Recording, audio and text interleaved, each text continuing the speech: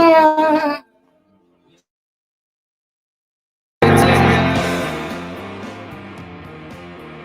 we go. Hey, good morning, everybody. Ben and Woods, 97.3 The Fan. Pleasure to be here with you on a Victory Thursday. Short show today for Ben and Woods, so you know what that means. Some of the worst radio you will ever hear. I went yesterday to get some body work done. Not on my car, on my actual body. And my guy, Chris, at Resolve Sports Therapy in Oceanside, who's elite, said, what's the matter with a short show? I heard you say, is it hard for Paulie or something? Does he have like a hard time? I go, no, we're just terrible. We get all panicked and flummoxed when we have a short show because we're used to, stretching it out over 4 hours. It's like we bitch about it. Yeah, we bitch about it. Then we get our win. 7, and then we get it, and we're like, we don't know what to do. Yeah. We don't know how to turn a 4-hour show into a 3-hour show. It's exactly right. I'm Woodsy. That's Paul Rondo, executive producer of the program. Good morning, Paulie. Hey, how are you? And Benjamin Higgins, your friendly neighborhood sports anchor, joins us as well. Good morning. There are some unusual things we have to deal with. For instance, probably have a lineup coming out within the next hour or so for this morning's game against the New York Mets. Just got to keep an eye out for that. Okay. Then I'll see it, and I'll probably jump in and interrupt everything because we've got a lineup, and that's bad radio. That's true. There are some reasons for it as well. Yeah, it's true. It's true. I had to go in and get my. I have this. It's where my butt is. Like it's in your gluteus. It is, but it's deeper in there, and I think it's because I sleep in your. It's deep buttocks. in my buttocks. Yes, and I sleep with my leg over to the side sometimes, and it stretches that muscle. It kind of feels like I don't pitch anymore, but it feels like when you used to lift your leg, 100 times a game. And I got, it's unbearable. And I can't, it's really limiting my range of motion. So I go in there to him and he takes his elbow and just, and you lay there. Paul, you've been to see him before. Mm-hmm. The dude could rip a phone book in half with his hands. Like his hands are so incredibly strong. And you lay there and you just kind of bite down, dude, and grin and bear it as he just rips. It's like torture. It's torture, but and he rips into your awesome. Muscles. He just here. I'll show you a little bit. Just a little. Please don't. Just a little bit. What hurts on you? Nothing at all. A little bit. Not that now. So let's say whatever you're about to touch is the only thing. Let's say it's going to hurt. Right? All right, yeah. Okay. Pretend your knee hurts. Pretend your knee hurts. It's going to in a second. Right here. That is not pleasant. He will cry, and you have to sit. You have to sit there and go. I'm not a big believer in a very commonly held expression. No pain, no gain. I think there is a path to gain without the pain, and I am always looking for that path. I'm just, what I'm afraid of? The older we get, the less mobility is key. You see these people, man. I see them all the time. And they're walking around and they're like 55 and they're like, and they can't walk because their mobility is shot.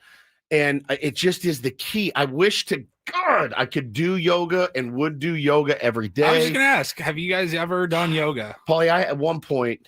Even like the most basic. Yeah, I mean, I do some basic yoga. I do basic. It's almost more meditation than actual yoga. This is more stretching. I can't ever get my mind out of. I can't get my mind into the yoga state, but I can get my body into stretching, and I stretch a lot. I went to one class with my wife once long ago, trying to let's see what it's all about. And the instructor was like, if you can't do a pose, just lay there quietly. Right.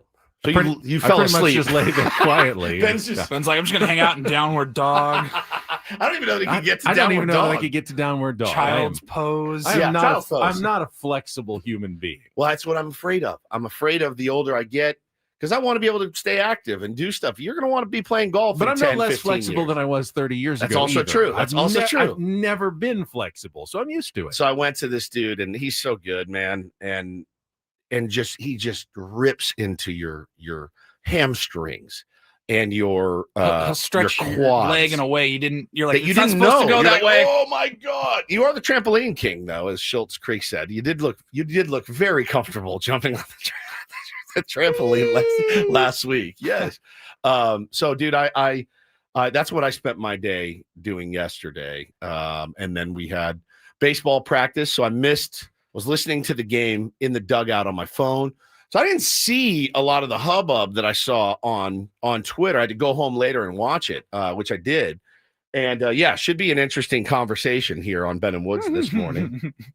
And that was a Ben laugh. That was a Ben laugh. Yeah.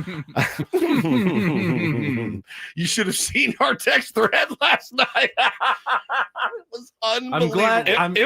I'm very glad the Padres won.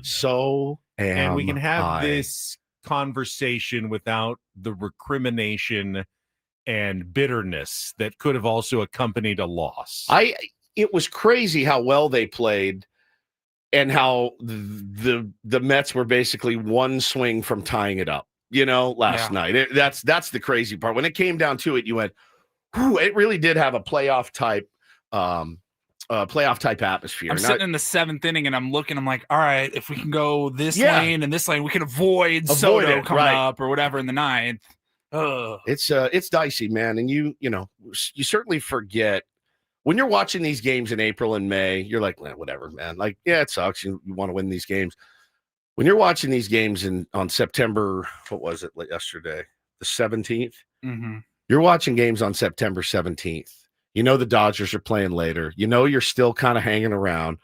You didn't look good at all the night before. You're watching these games, Benny, and the nails start going, right? Like mid-September is when you're like, here we go.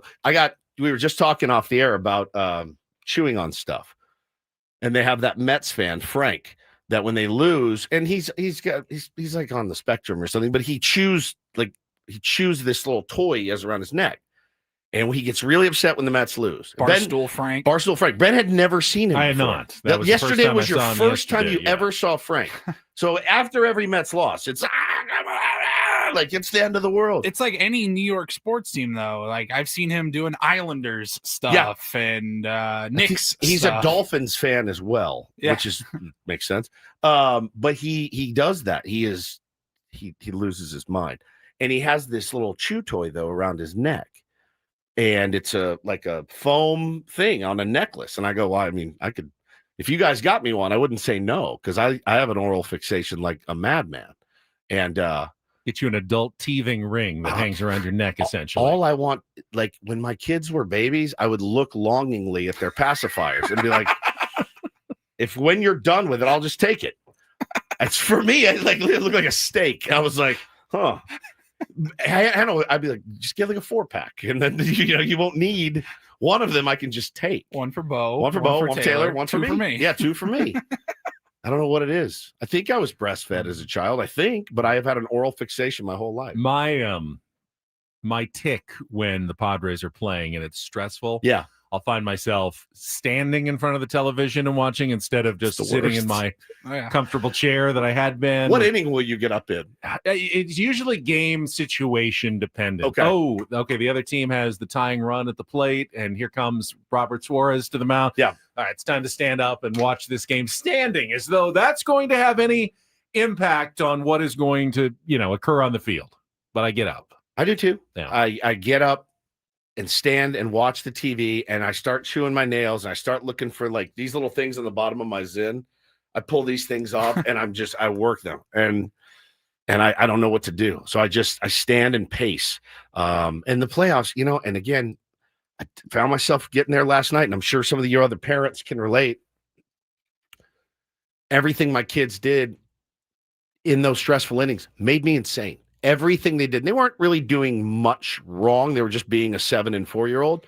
But it's this time of year where I'm like, all right, babe, you got to get them out of here. Like you have to get them to the room. And she's like, okay, and took them down. They read a book, and then I felt bad. They're not doing anything wrong. They're being innocent children who aren't sharing your turmoil. Correct. And when other people don't share the turmoil that you're feeling, it's an immediate, it's very hard. It's such a hard thing, right? Like I was so like, oh God, please win, please win, please win.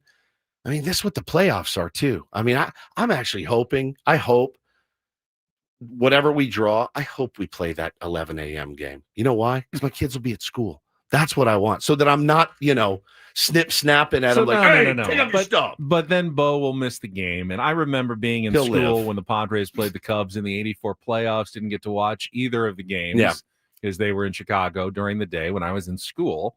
Now they got obliterated. Like 13-1, I think, or something. 13-0. Yeah. Sutcliffe, maybe I was okay that I ended up missing that one. But it was the first time the Padres were ever in the playoffs. And I'm in school and I don't get to see this. How old were you? 9? I was, so, 8. Look, he's 7. He loves the Padres. He loves them. But you know what he loves more? He loves playing. When a game's on at night, they're in the living room and they're playing baseball. And he's doing his Jesse Agler up to the plate, and he's doing the whole thing. He'll run in, he'll catch an update. But what he's not doing is he's not laying there and watching 7-8 innings like he used to when he was smaller. So I don't think he'd care. Padres won today. Padres lost today. You know what I mean? He's going to be getting his 4th Padres playoff appearance in the first 7 years of his life. I got 1 in the first 23. That's so nuts. Yeah, spoiled rotten. Make him sit in school for that. He deserves to be in school, does he not? So that's. I was driving to the game on Saturday night. Me and my wife went to the game, and as we were coming down Imperial, I just happened to look over on the sidewalk right by the tailgate lot, and I saw a dad and. Maybe like a 3 or a 4-year-old girl. Yeah. And she was wearing a Manny jersey. Yep. And he was wearing a Tony Gwynn jersey. And I was just thinking I'm like, man, like Tony was obviously his guy. Yep. And that guy's daughter and anybody that age, they've got a plethora of players to call their guy now. Dude, think about all the guys. And the bump. Whether you're a Musgrove guy, if you go, a Tatis person, if you go Merrill. If you go glass half full on that, yes. If you go glass half empty and your kids fell in love with baseball in this new era of Padres like mine did, think about all the dudes they've lost already that they learned to fall in. They loved Juan. Both my kids loved Juan Soto.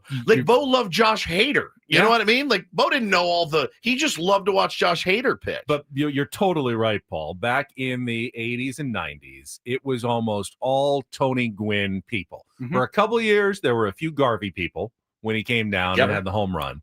And then, there were some Sheffield and McGriff people they were kind of the exciting new power hitters when they came by in the early 90s. And that was pretty cool. And then there were the Bip Roberts and Tim Flannery people, the ones who appreciated the grittier, grittier players. Yep. But that was about it for like 15, 20 years. No one really gravitated toward anyone. And then obviously in this new era, you can choose like your personal, like which superstar do I want? Fits my personality a little bit more. And it's not even like being edgy or like, nobody else really calls that guy their favorite, so I'll pick him or anything like that. Like you got a roster full of guys to choose from. And I just thought, I don't know, it stood out to me when I saw the dad in his old school Gwynn jersey and his little girl in her new City Connect or something Manny jersey. And I'm just like, that's a cool little snapshot of humanity. I'll do you one better. We collect all the bobbleheads and stuff, and my kids really love them, and I love them too. We have a cool little display. So I brought home yesterday the before it's released, the Luis Ariz bobblehead, one of the perks of the gig. Taylor has been asking me about it since the second he saw the commercial. He's a big Luis Ariz guy, and the bobblehead has the wave on it. He was all in. So I told Hannah, I'm bringing it home. You tell him to be a good boy today. He was. So I took it out of the box. I put it right in his room. So it's the first thing he saw when he walked in. Hannah said he lost his mind. No. Bo was like, oh, that's not fair. I go, all right, dude, go pick out a bobblehead that you want. Any bobblehead of ours that you want, and you can put it in your room like Taylor's going to keep this one. You know who he picked? He didn't pick Manny. He didn't pick Toddy. He didn't take the Snellzilla one. He picked Tony Gwynn. He reached to the back and pulled Tony Gwynn out because we have them like in order of when they've come out. And so we've had that one forever. He takes it out, brings it back, puts it in his room. That's the one he wanted. He's obsessed with looking at the back of Tony Gwynn's baseball card. That's what he's obsessed with. It is a fun baseball card. It's a fun it is. It's baseball porno for all of us. Like you look at it, you're like, you literally look at it, you go, there's just no way. There's no way. There's just no way. There's no way. There's no again. And so I thought that was pretty cool. But Benny, as far as him wanting to actually sit down again, and I've lost a little bit of that with him. Now, again, he's in and he checks and he asks his mom. They ask Alexa every morning. They have a whole routine. But him missing like a 9 a.m. playoff game, not going to bother me one bit.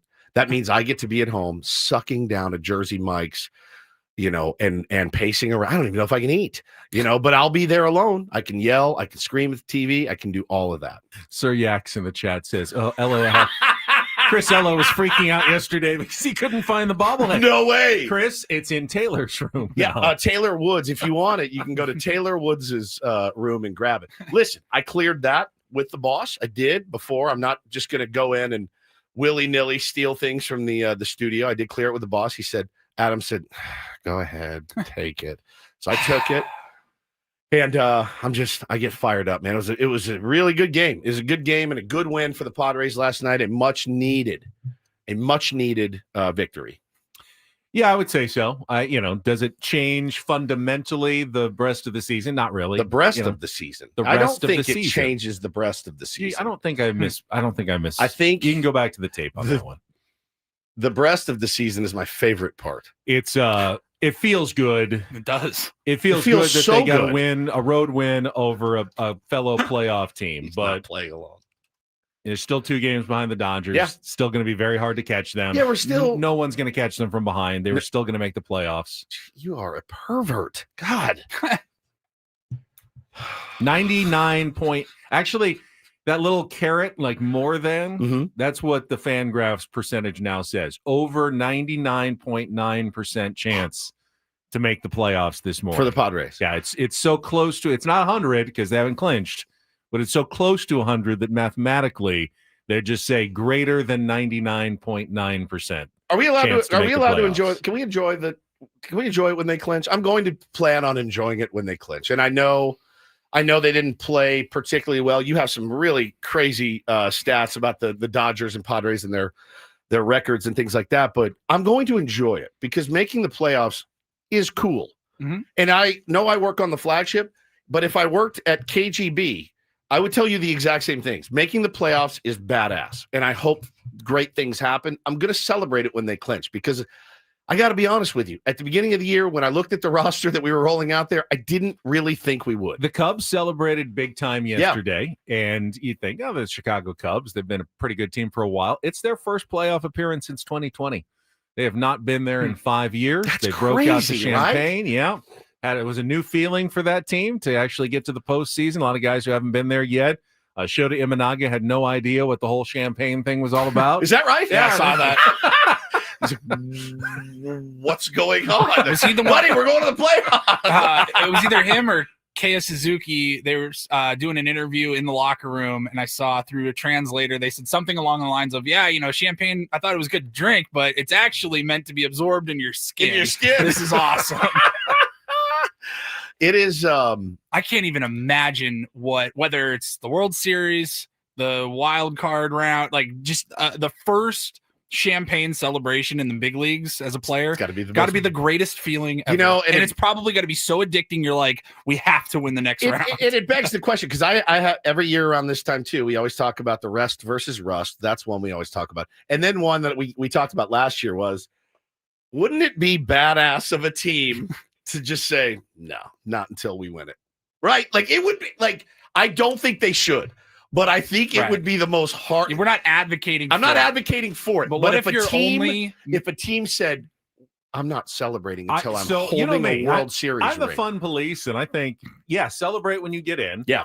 And then celebrate when you're in the World Series. Yeah. I'm not a big fan of wild card round, really? Round, okay. See? LCS, like every single time. Like I think you at least an NFL team when they win the wild card playoff game doesn't break out. Do they not? They don't do champagne. They do some.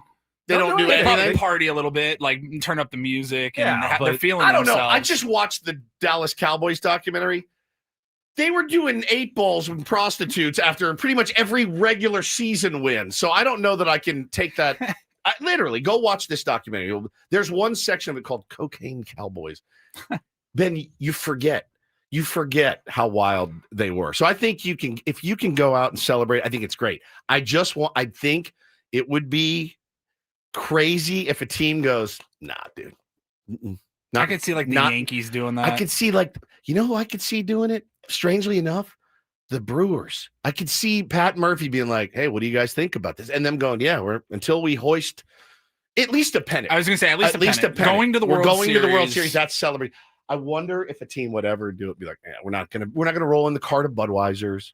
We're just gonna. Hey, they did that very muted champagne toast. Yeah, it was very muted. I do think that is a baseball. I mean, we've done this conversation, like you said, almost every year. That's like a baseball only thing, though. Celebrating with champagne, like the full party after every round. Every round. Basketball doesn't do that. Yeah. Like Ben said, the NFL, they don't do that. Hockey's they don't even touch their trophy until they get to the Stanley Cup. I mean, they really don't want to celebrate anything. So they don't celebrate anything. College basketball, like they cut down the nets after the Sweet 16, and then when they get to the Final Four, every time you get through, it's like every other every team round that gets through a weekend gets to cut down some nets, I believe. It's interesting. But we'll talk about the game. We'll talk about the play. Of course, that we sent 50,000 text messages about last night. And I told myself 10 times last night, all right, just stop. Just calm down. Just stop. Yeah. And then would start up again. Yeah, and I was getting infuriated, ready to block Tessa, Ben. you're right.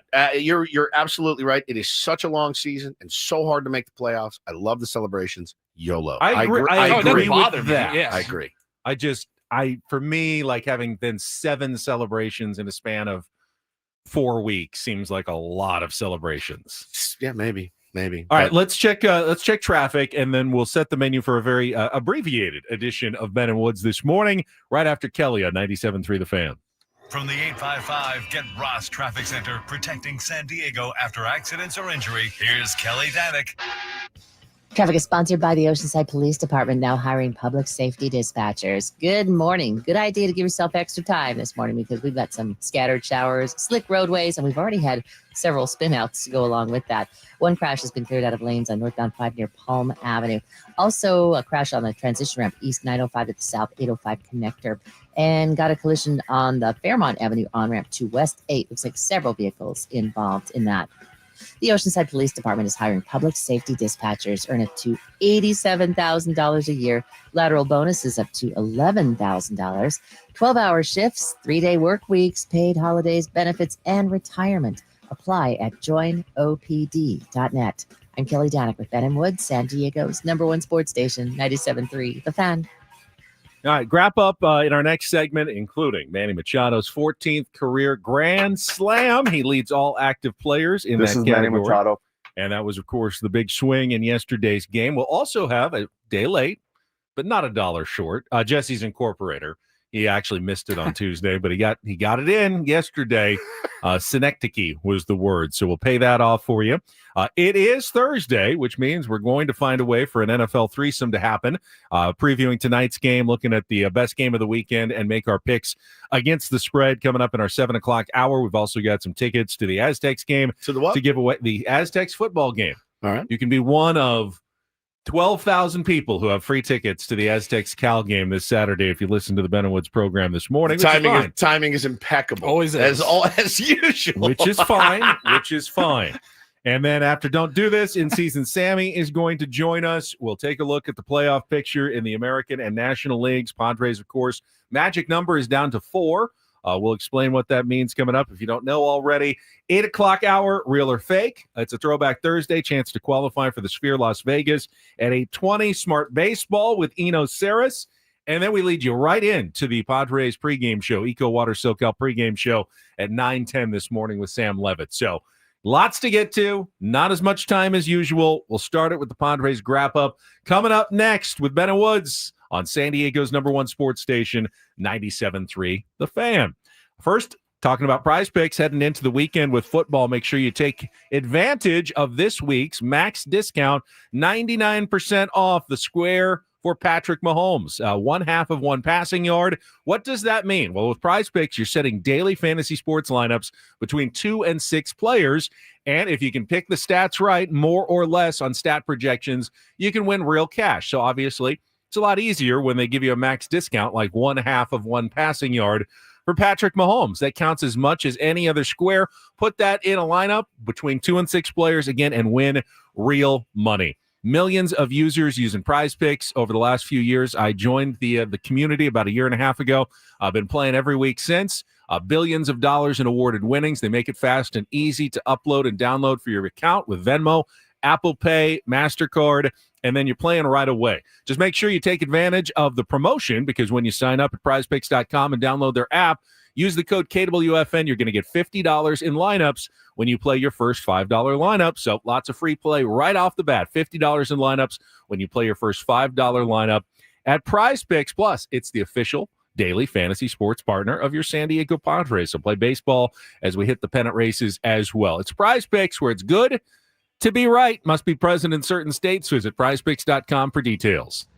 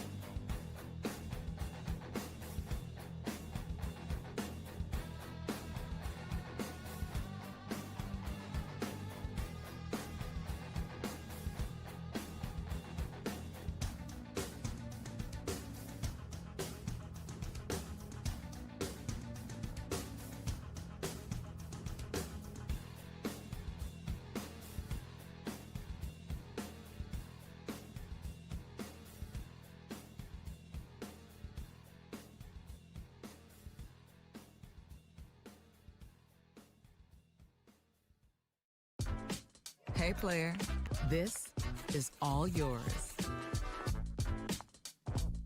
This room with this view. This speakeasy with this cocktail. Hey, could you make that too? The spa with this. Ah.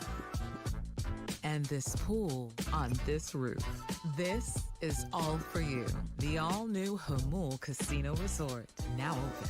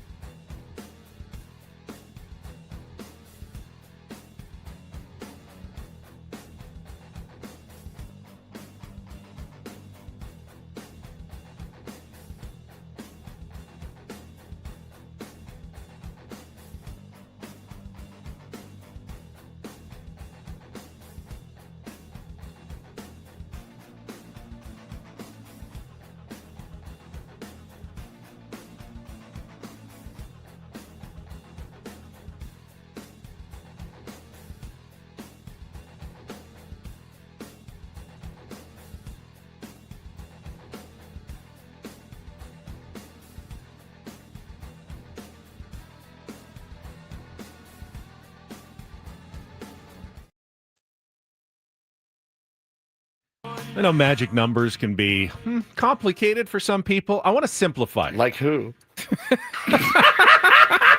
Hannah, I say, well, how does it work? I go, I don't know. Text Ben. All right, Just here ask we go. Ben. He knows. And I put a lot of thought into this because I tweeted twice yesterday. The Padres' magic number went from 6 to 5 when the Diamondbacks lost to the Giants, and then went from 5 to 4 when the Padres beat the Mets. And people were tweeting going, hey, wait, isn't it already 5? Or wait, isn't it 6 now?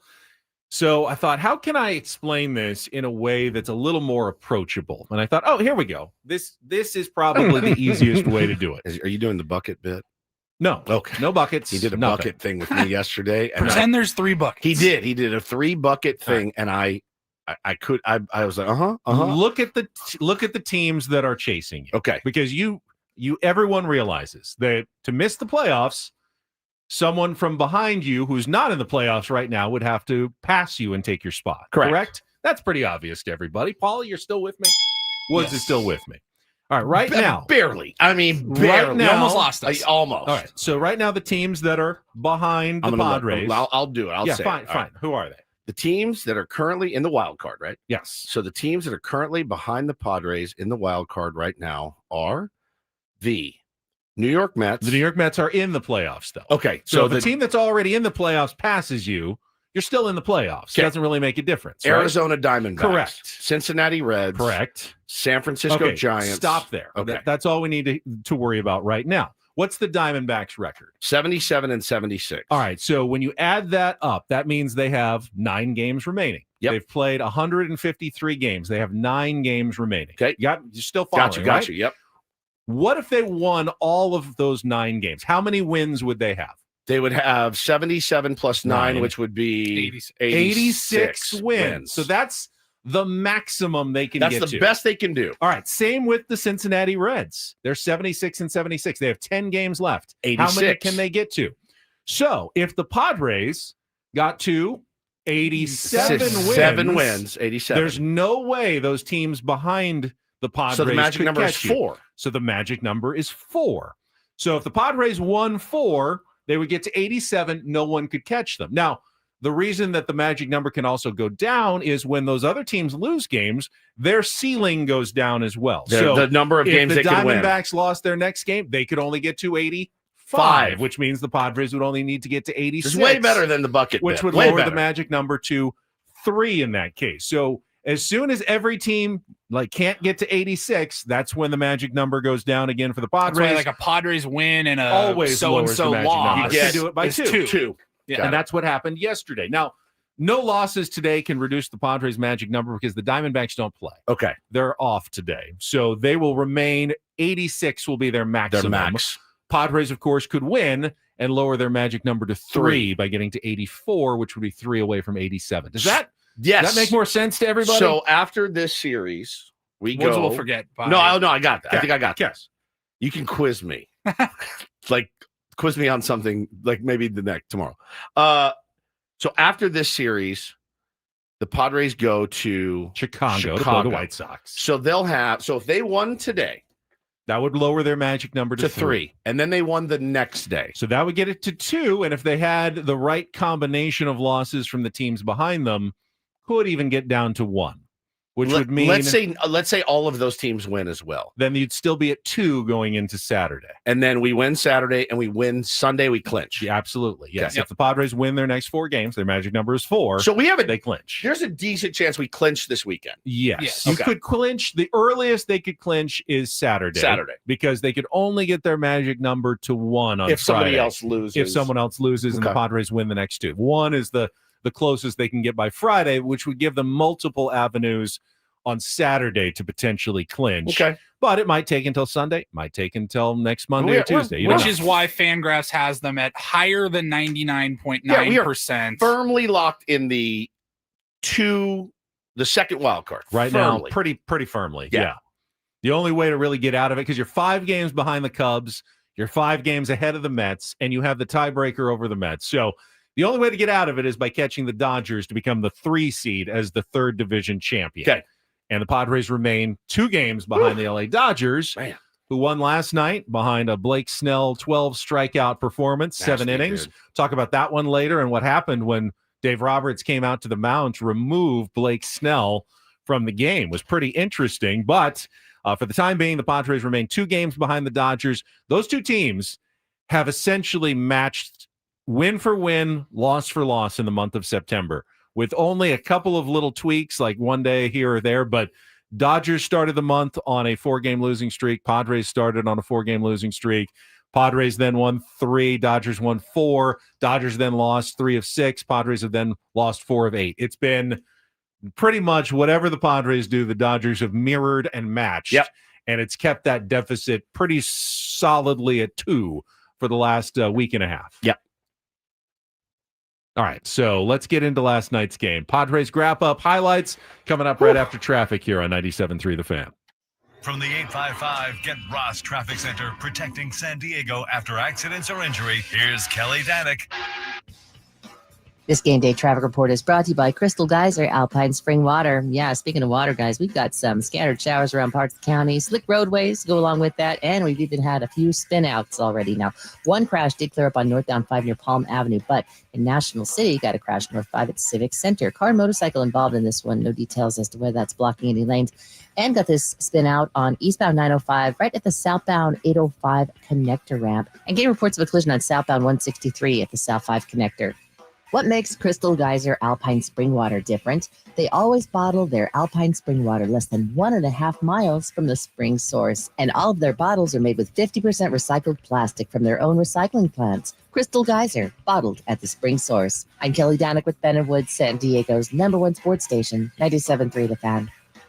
I love winning, man. I love winning. You know what I'm saying? It's like better than losing. Miss any of the Padres win yesterday? Ben and Woods didn't. Yeah, absolutely. We've got you covered with all of the highlights. Oh, yes. It's the Padres wrap-up. brought to you by Hamul Casino Resort, the Players' Place. I want to go fast, but I want to go slow, and I want to go deep. And he swings at the first pitch, trying to dump one into shallow center. Mullins on the move will get there. He makes the catch. Tatis is tagging. The throw home is up the third base line, and a sac fly for Gavin Sheets as the Padres strike first 1-0. And Alonso in the air to deep left center field. Oh my goodness, he's done it again. 3 straight games with a home run for Pete Alonso. That's his 36th of the year, and this one ties it up 1-1. And Jake lines one softly into center field. Another jam shot. It'll get down to the base hit. Jackson's on his way. Mullins' throw will go to second. Great read by Merrill, and an RBI single for Cronenworth to put the Pods back ahead. It's 2-1. As this one's hit in the air, high and deep to left field. Lamont Laureano back to watch a home run for Starling Marte. And a 2-2 game here in the bottom of the 4th inning. 9th of the year for the veteran-designated hitter. Peterson delivers. Manny swings, sends it in the air to left field. Nimmo's backing up. He is watching. It's going to go! A grand slam for Manny Machado! Home run number 26 is a big one in the Big Apple. And the Pods go back ahead. It's 6-2. 3-2. Pivetta ready. The pitch. And Soto swings. Rips it in the air down the right field line. And it is gone. Home run. Kept it fair inside that right field foul pole. And Juan Soto ties his career-high 41 home runs this season. And it's a 6-3 game here in the 5th inning. 0-1 the pitch. And Arise rips it on a line into right field. That's a base hit. Diaz is being waved around third. He'll come in to score. Hustling for second base, Arise. The throw, the tag, he's out. And they're going to say Diaz did not cross the plate before the out at second base. Slowed up as he got to home plate and did not finish the run. Here's the pitch. And Alonso swings and misses. Strike 3. Back with the slider to get him. And Mason Miller comes out of the bullpen to get Soto and Alonso and send us to the 8-1. Laureano steps into it, hits it in the air, deep down the left field line, and gone! A home run! Ramon Laureano with a little breathing room in the top of the 9th inning. His 9th home run is a Padre, his 24th of the year, and it is now 7-4. Here's the 2-2 pitch. Soto swings, lines it right back to Suarez. He knocks it down, picks it up, throws to first in time, and the ball game is over. Robert Suarez, an eventful but effective ninth inning, picks up his 39th save of the year to move into a tie for the Major League lead. And the Padres, behind a Manny Machado grand slam, beat the Mets tonight 7-4 and set up a rubber game here tomorrow afternoon. Yeah, I mean, we talk about this a lot. We love the homers, small things lead to big things, and a lot of good quality at bats. Louis butt knock to get Manny up there, and Manny put a swing on him for a big number. My understanding is the current leader in grand slams in Major League Baseball, so that's pretty cool. Yes, indeed. The New York Mets hit 4 solo home runs. Manny said, I can do that in one swing, man. God, I love a good slugging performance by the San Diego Padres. It fills me with joy and delight. Padres beat the Mets 7-4, and a lot to talk about in the game yesterday. Nick Pivetta was not – every starting pitcher of the Padres now seems to have the long ball concern. Sure. This just feels like we're just giving them up. Giving up a lot of home runs. Bombs, man. Solo home runs aren't generally going to kill you too badly, and they didn't yesterday because the Padres put together some offense, but they're definitely demoralizing. That's 8 home runs allowed in the last 2 days by the Padres starting pitching. 4 by Michael King. Our ball's getting 7 juiced by the starting pitching, and 1 by the bullpen. Our ball's getting juiced this time of year because we don't hit a lot of home runs, and now we're hitting a lot of home runs. Hit 5 in the last 2 days, and we don't hit a lot of home runs. Other teams are hitting a lot of home runs off our pitchers. I wonder if it's time to juice the balls up for the postseason. As Mike Schilt talked about, Padres did use a little small ball to set up the big ball with Manny Machado's home run. Jake getting hit by a pitch. He's done that to start rallies probably more often than any other player in baseball. He's always among the leaders in hit by pitches. I think it's just kind of the way he sets up and kind of how he leans in, and he's good at taking it, got on base, was sacrificed over to second by Elias Diaz. I don't think any of us had a problem with that. No, none whatsoever. He is the Padres team leader by 27 hit by pitches. Yeah. Like he's leading it by 27. It's a record that may never be broken. Fernando drew the walk, and then, as Mike Schilt mentioned, Luis Arraez laying down a perfect bunt single to load the bases for Manny Machado, who hit his 14th career grand slam. That is most among all active Major League Baseball players. Also his 26th home run of the season. And once again, quietly, Manny approaching that 30 on the back of the baseball card that you can just write him down for every single season. Will he actually get there? He got to 29 last year. Looks like he's going to be pretty darn close at the end of this season as well, with 10 games remaining. So the home run that Alvarez hit, I was at baseball practice and I could hear it. I was listening to them describe it. This was when they brought in Jeremiah Estrada in the bottom of the 7th inning, and Francisco Alvarez went the opposite field and homered, but it needed a review before they gave him the home run. Was it a bomb? Yeah. It was. Well, so what I'm confused about on that home run, it went over the padding and the line. And then hit something. You could see it kind of disappear halfway. There was like a little roof or something on. I think he just stopped there. It went over the line. Padding, but it did bounce back onto the field. What I'm confused at is, why is there something right behind the fence to knock it back?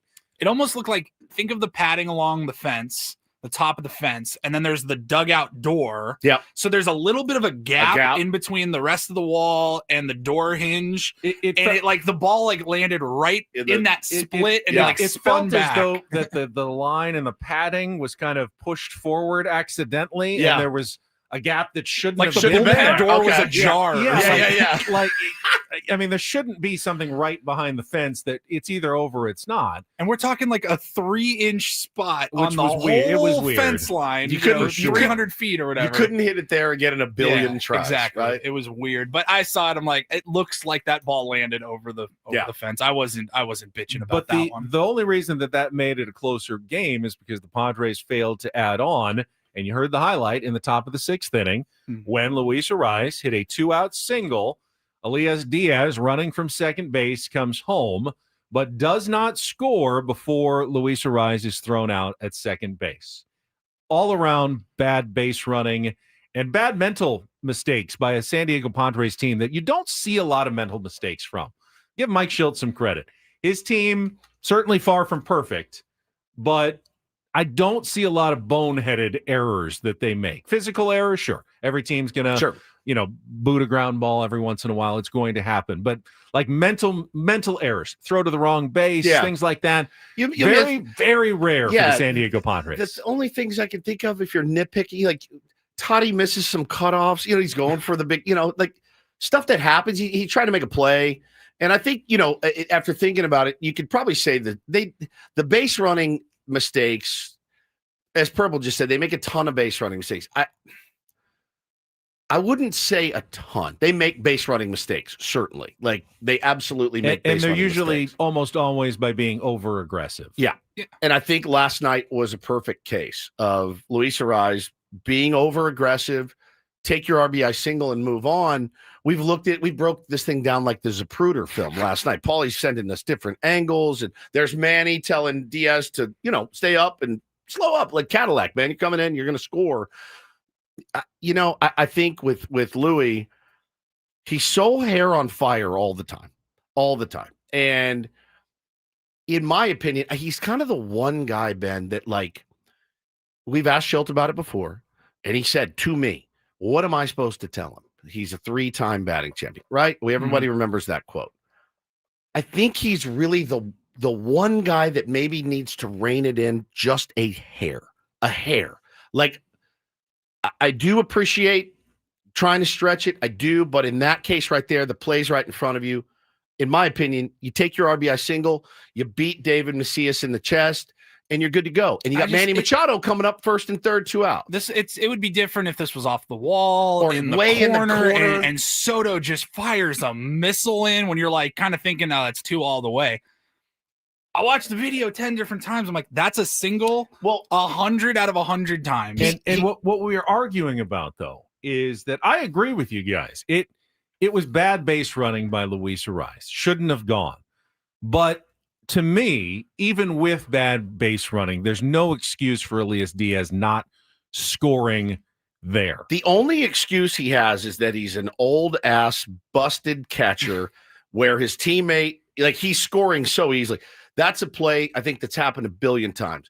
He's got the good secondary off second. He gets a good read. Leaper gets a good read. Soto's going to his left. He's going to his left for a backhand. Yeah. It's you're scoring easy. He's not throwing home. You could jog, and most of these guys do. They rarely see a guy. I would say almost all of them do. But with 2 outs, and I've seen this before, and you're jogging around. You're jogging. You're going to score. Yeah. You turn your head to the left and make sure nothing weird's happening, that I better score before there's a tap. My runner could have tripped, like rounding first to go back. Well, an alien could have fallen. Yes, a meteor. Absolutely. A meteor could come down. Well, then that's bad luck, and we'll chalk that one up to bad luck. Even if it's bad luck, you still have to score on that play. All you have to do is look and go, oh, I better just keep going all the way through as opposed to slowing down. It requires no effort, really no intelligence. It just requires not slowing down the last couple of steps to make sure you go into the base.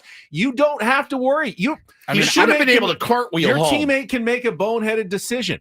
Anything can happen. The guy going from first to third could trip. He could get tagged out behind you. You don't see it, so you just keep going right through home plate to make sure that you score. Luis Arraez made many better decisions. When he saw he was going to be out and Diaz was still coming home, stop and get in a rundown. And the inning's over, but at least you make sure the run scores. Luis Arraez handled it extremely poorly, and he set up Elias Diaz for a very, very bad play at home plate. But there's still no excuse for Elias Diaz not scoring on that play. There's no excuse for Luis Arraez to take 2 there. None. My whole point is, like, yes, there's 10 times a game you can be like, you could have hustled more there. You could have hustled more. Should have hustled more there. But it wouldn't have mattered if Luis Arraez just didn't do something crazy. First. Yeah, like crazy. If it has no bearing on Diaz whatsoever if he just stays on first. You don't know what Arraez saw, though. He looked and he may have thought it You're got right, through Soto's legs and just misread it. And it's still on him then for misreading the play. Sure, but as the runner going from second to home, you have to be aware of what's going on and just make sure you score in case the guy that is running sees something different. There's no way he shouldn't have scored there. There's no way he should take 2 there. No way you take 2 there, right in front of you. No way. That is a normal baseball play. It happens. Arise could make that mistake every time, and Elias Diaz should score every single time. It doesn't matter what Arise does. Diaz has to score there. He does score if Arise doesn't make a stupid decision. Take a single.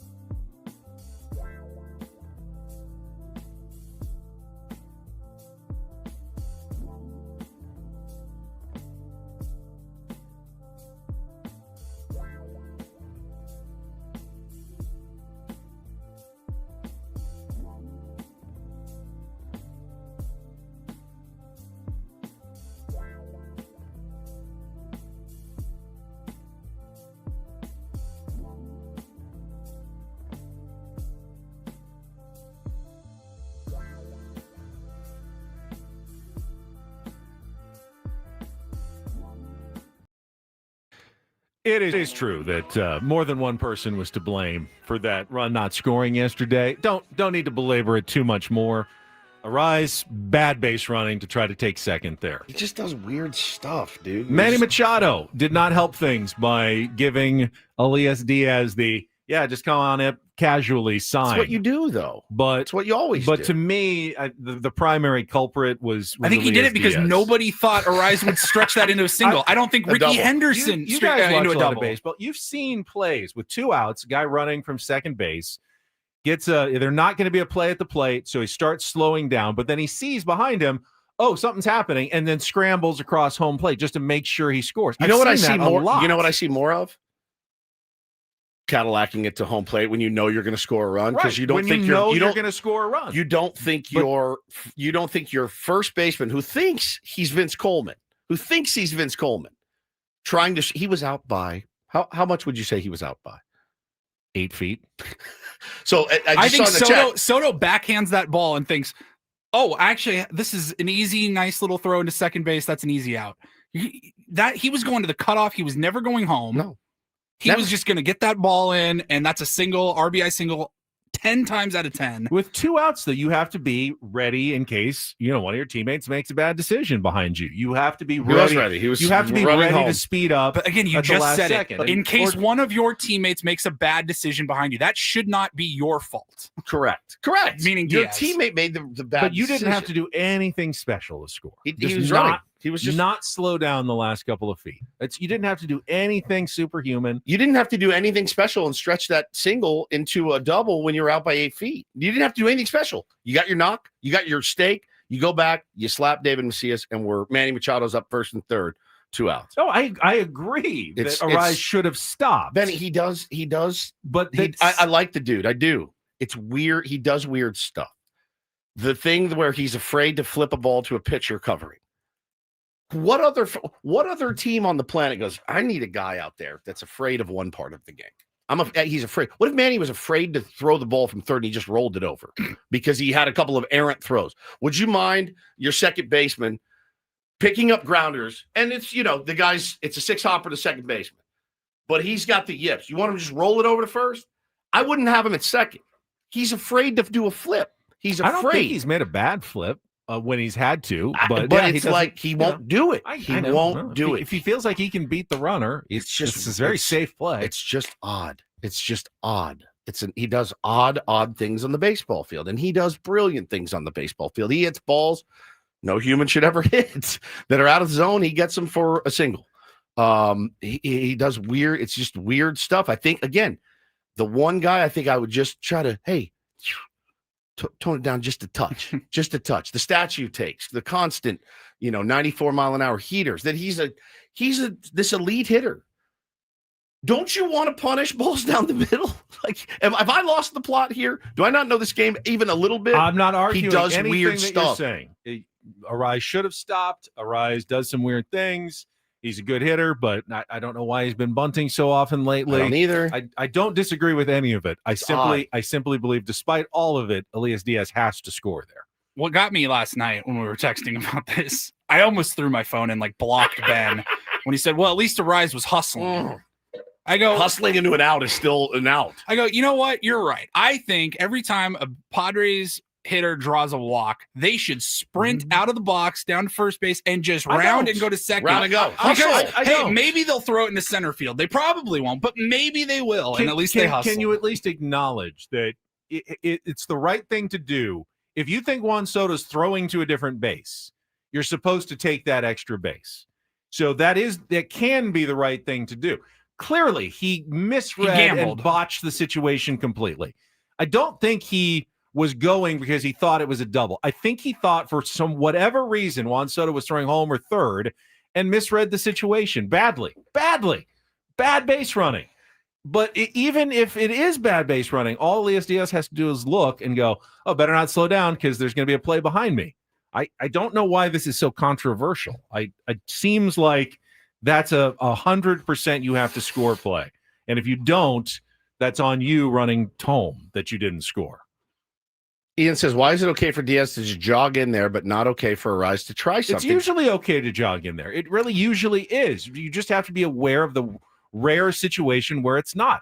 Other guys have done that and then seen, oh, there's a play behind me. I run home. How about put it this way? Scramble the last couple of steps. If Arise does not do what he did, we're not talking about this. Correct. That doesn't matter how scores fast. Easily. Doesn't matter how fast he runs. It doesn't matter. And if Diaz sprints a little bit faster, yes, that run scores. And then it's just a bad base running decision by Arise. Exactly. Yeah. Either way, it's a bad base running decision. Of course. Either way, it comes down to Arise. It's a bad base running decision. Does not excuse an inexcusable mistake by Luis Arise. I agree. Inexcusable. By Arise, I know. I can inexcusable for Arise. Inexcusable. It's a bad mistake. I mean, if he thought that the throw was going to third, he should try to take second base there. If you're on Team Diaz is wrong, I think you should be more mad at Manny. I don't know why. On what planet would he go to third? I don't know why. Well, there was a runner going from first to third. I don't know why. He's going to his left on a backhand. He's going to. You're talking about Tatis going from first to third? I don't know. I don't know why he'd read it that way. But he made a mistake. Two outs, got to run. He was running. It's not like he was walking, and he's got his teammate going, you're up, you're up, Diaz you're up. was well ahead. Remember, he had a lead and a jump. He had a good secondary. He was sprinting around third. I'll show it again on the stream. He was hustling all the way around.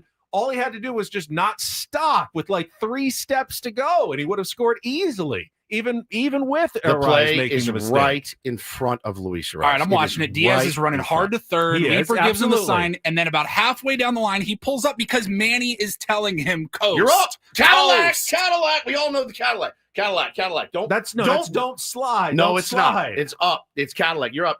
Easy. Two up hands easy. is up. Up easy. Like don't slide. Cadillac. It's a play that it happens every single time. And every single time the guy scores, even when a guy gets thrown out on the base paths, every time.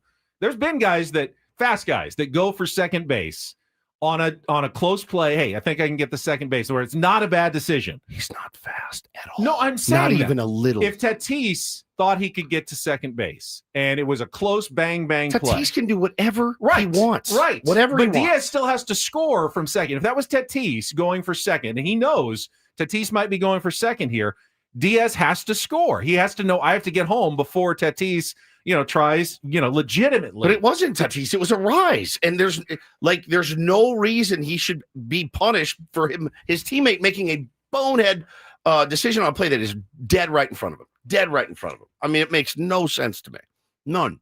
I'm not going to convince you guys, am I? No, you will not. And we're not going to convince you either. Apparently not. We're just going to see difference. I mean, seeing a 60-year-old catcher pull up and not go full speed into home plate on an RBI single is not that uncommon. It's just not. It's just not. Right. It's not. Stretching a single into a double. What did Mike Schilt have to say about it after the game? What do you think Mike Schilt had to say? If you had to guess between those two players. Who's he no going, one made any mistakes at all. I don't think what did he say? I didn't hear it. I legitimately did not hear what he says. What did you see on the play where Diaz got to home plate a little bit late and he took the run off? Yeah, I mean, it's I was we were glad it didn't turn out to be a pivotal run.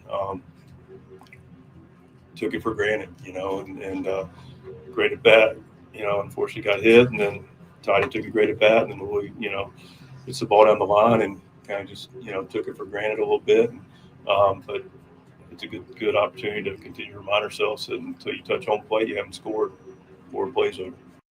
Till you touched home plate, you haven't scored. Yeah, if there's one out, you can crawl across home plate. There's no chance that anything's going to stop you from scoring. But with 2 outs, there's always that very remote possibility that you won't score if someone gets tagged out behind you. So you can't slow down that much. That's all I'm saying. Seemed like the skipper agreed with me. Can't run into. I mean, you think he's going to rip Luis Arise? He's a 3-time batting champion. He better. 0-time base running champion, by the way. That was a dumb base running play. There should be plenty of room to rip both of those guys there. But you seem to be absolving Elias Diaz. I am. Yeah, I am. No, that's a normal-ass baseball play. It happens all the time. Baseball decisions. No. Horrible decisions. Happens both all the of time. Them. All the time. And they always score. And they didn't this time. So yeah, because a guy took an extra base. He got thrown out by 8 feet. And guys get thrown out by 8 feet, and the guy still scores easily from second base every time. Every time. How come you haven't seen it happen before? Other guys have made. Luis Arise is the first guy to ever make a bad base running decision from first to second. Why is it that everyone always scores going home on that play? Because they're not 40-year-old catchers. Right. I don't know. Like, he should not have been sprinting that whole time. Correct. No one does. No one. Ever. Mike Trout doesn't. Ellie De La Cruz doesn't. Bryce Harper doesn't. Didn't have to Ellie sprint. De La Cruz isn't Just getting to second on that hit. Slow Correct. down to the very slow speed that he was the last five steps. Could have just run at half speed. He still would have scored. Can't take it for granted, as Mike Schultz said. Joanna says 3-hour show spends an hour talking about this one play. I could do another. I'm just getting started. Couple other notes just quickly. Adrian Morejon, most relief wins in Padres history. Kind of backed into it because Nick Pivetta only went 4 2/3, but win number 12 on the season for Adrian Morejon. Congratulations. Mason Miller, another 2 strikeouts, inning in 2/3, although a very scary moment on the Juan Soto fly ball down the line. My God. Maybe 3 inches foul. I mean, I thought it was getting the pull for sure, dude. I mean, well, and then they all celebrated in the corner. All the fans did. Yeah, I'm like, they got a better angle. Yep, it was really scary, And really then, scary. Robert Suarez, a little dicey. The Juan Soto liner off of his torso couldn't have felt great, but probably did feel kind of good because he knew he was going to pick it up and throw him out to end the game as the tying run. Did it actually get torso or did it get glove? Did it get glove? I wasn't sure. It was because I thought right that line back drive at would him. have killed him. Had it hit him legitimately, I thought it would have killed him. He pieced that ball. He pieced it right up the middle. And he just real quick picks it up, throws it out, and everyone can, across San Diego can exhale. Got the dub. But yeah, that was a dicey ninth inning, Benny. Dicey. Kudos to our beloved Mason Miller. All right, before we get to don't do this, what? Kudos to Mason Miller. Yeah. 5 outs, nasty, like ridiculous, comes in, slams the door. Like he might be my favorite player in baseball right now.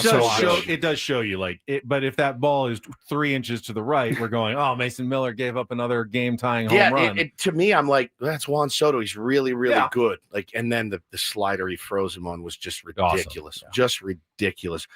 We cannot have Robert Suarez walking guys in the 9th inning. You just can't. You can't be giving guys free bases. I was watching with my son. I said, I'd rather Lindor hit a 2-run homer. There's no question. There's no question Honestly, about it. I'd rather see him hit a 2-run homer.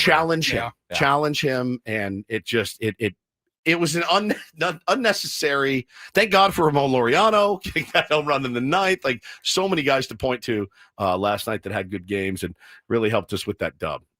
All right, before we get to don't do this, because we got the short show, we're going to squeeze in our football threesome right now.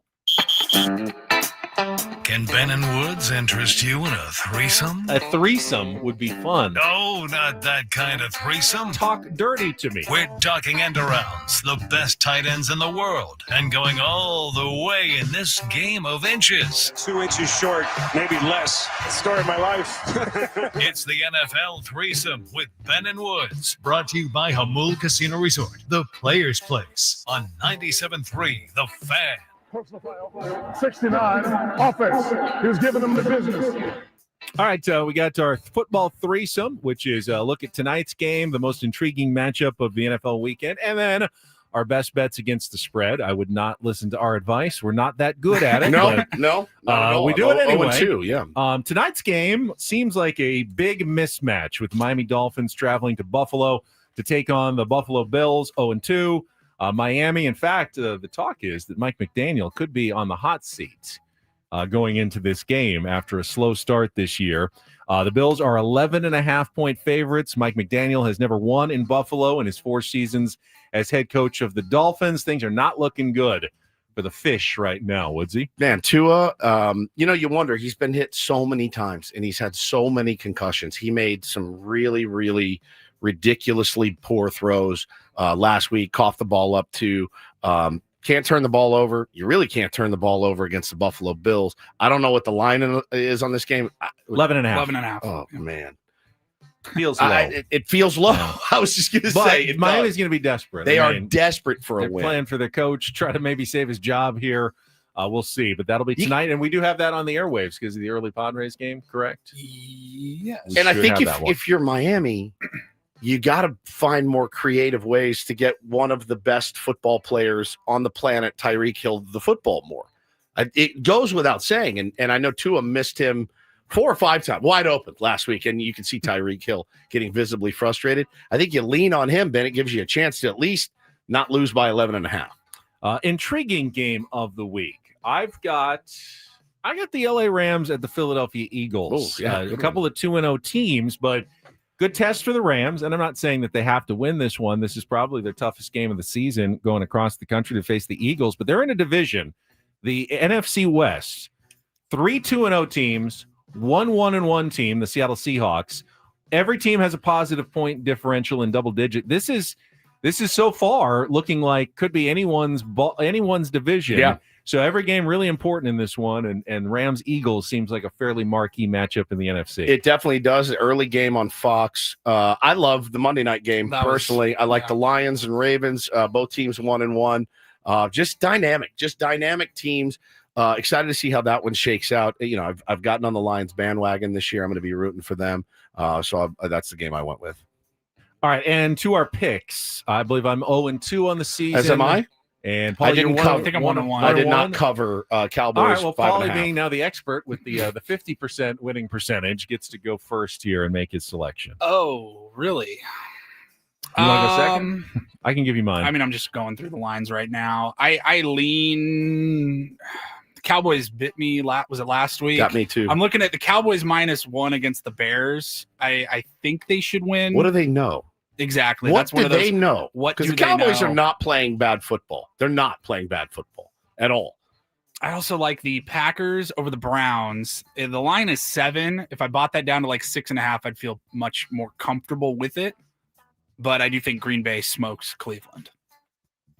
I'm gonna roll. You know what I'm gonna do? I'm gonna roll with the friggin' 0-2 Chiefs and feel like they figured out against Brian Daboll because I just don't like Brian Daboll. And it's only 6. It's 6.5. Right? I got 6. So I fading the Giants. Fading the Giants feels like a smart move on my part. So I think the Chiefs can figure it out. I thought about that one. I'm gonna go with the Washington Commanders. I'm not getting the hook. They're 3.5 point favorites over the Las Vegas Raiders, but the Raiders are coming off short week, East Coast game, 10 a.m. start.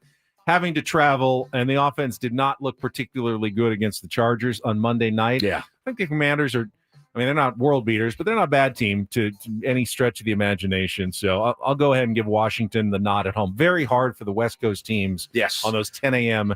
East Coast games. So I'll take the Commanders -3.5. You needed a safe pick this week after your Jets pick Thought so. last week. Thought so. They lost by how many again? 20 points. 0-17, still in play for me Still this in year. play, yes. All right, that would be a Don't Do This for sure, but our actual Don't Do This segment is coming up next. Kyler Murray, what were you thinking? On what? So many mistakes in life are easily avoided. So many. And this was one of them. What were you thinking? We'll get to that coming up next on San Diego's #1 sports station, 97.3 The Fan.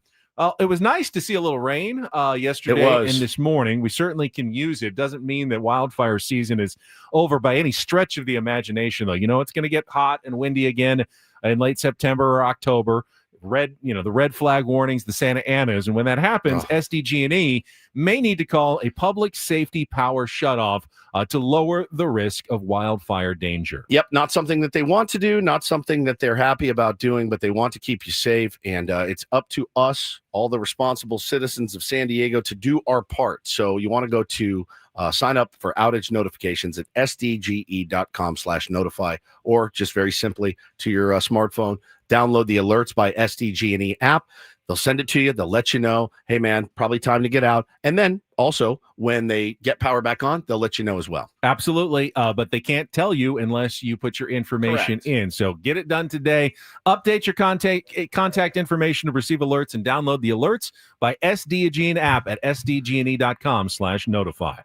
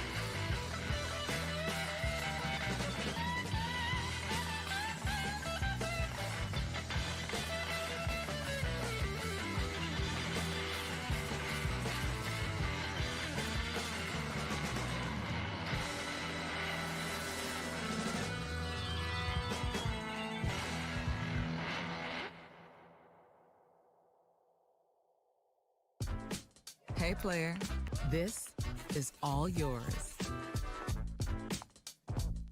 This room with this view.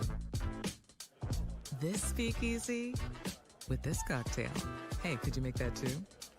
The spa with this. Ah. And this pool on this roof. This is all for you. The all-new Hamul Casino Resort, now open.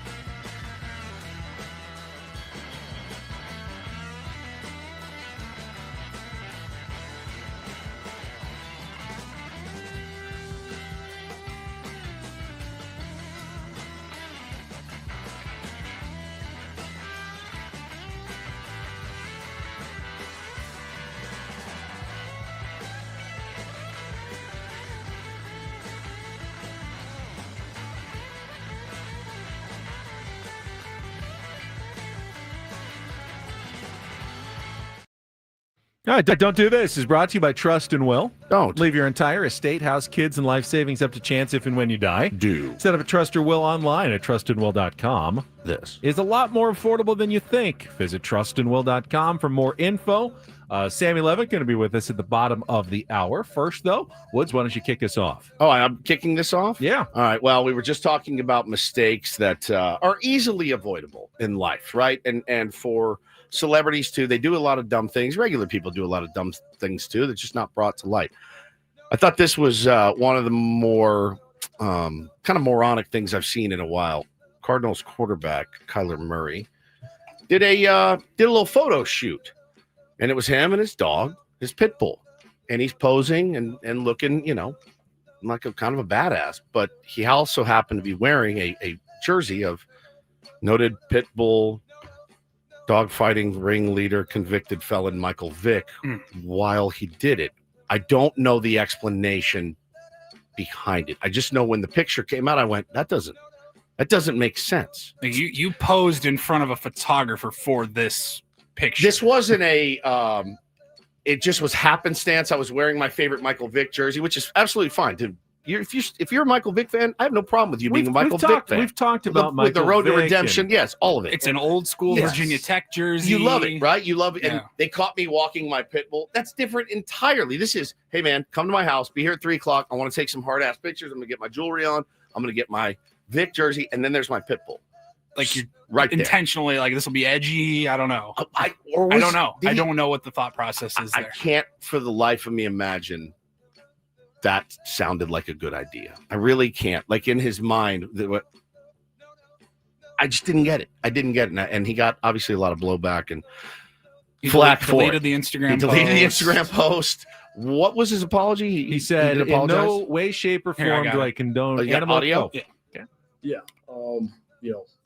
In no way, shape, or form do I, condone, animal cruelty or dog fighting, whatever it is. for me personally, y'all saw me wear the Michael Vick jersey, a player that I admire very much growing up.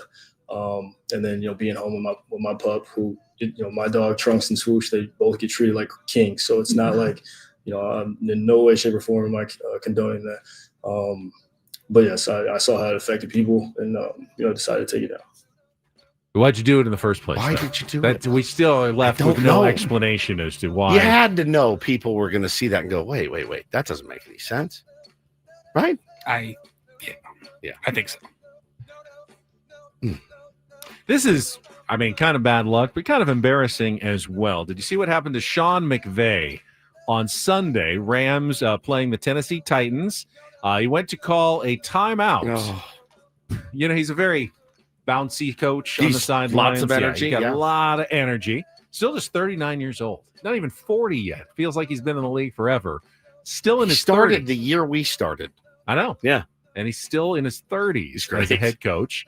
Went to call a timeout a little too rambunctiously. Came up limping. Turns out tore the plantar fascia in his foot. He's going to be limping around on the sidelines a little bit. He said, a little cool limp to add some swag. A cool limp.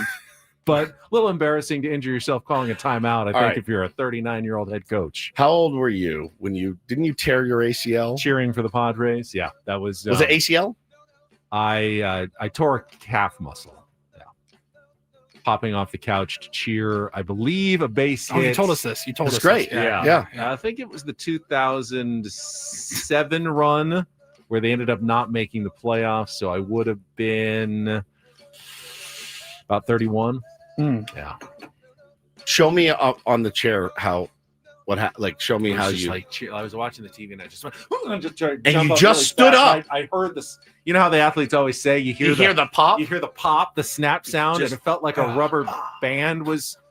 That's why I go get body in work my done. leg was like whoa had been snapped in my leg. What happened? I just broke the chair. Oh, great. That's a don't do this as well. I went to push on it and it broke. You broke the chair? Oh no, I'm gonna get killed. Can you fix it? I don't think so. Foot injuries are bad though. They are. Like the turf toe. What is turf toe? Can someone explain it to me? So I think I've seen a couple of things. Obviously, Joe Burrow is dealing with turf toe. Yeah, it's for going to keep him 3 out months. The rest of the season. The rest of the year? Yeah, he's getting surgery to repair it. So he's out 3 months, which is mostly the rest of the season. They say it's a really bad name.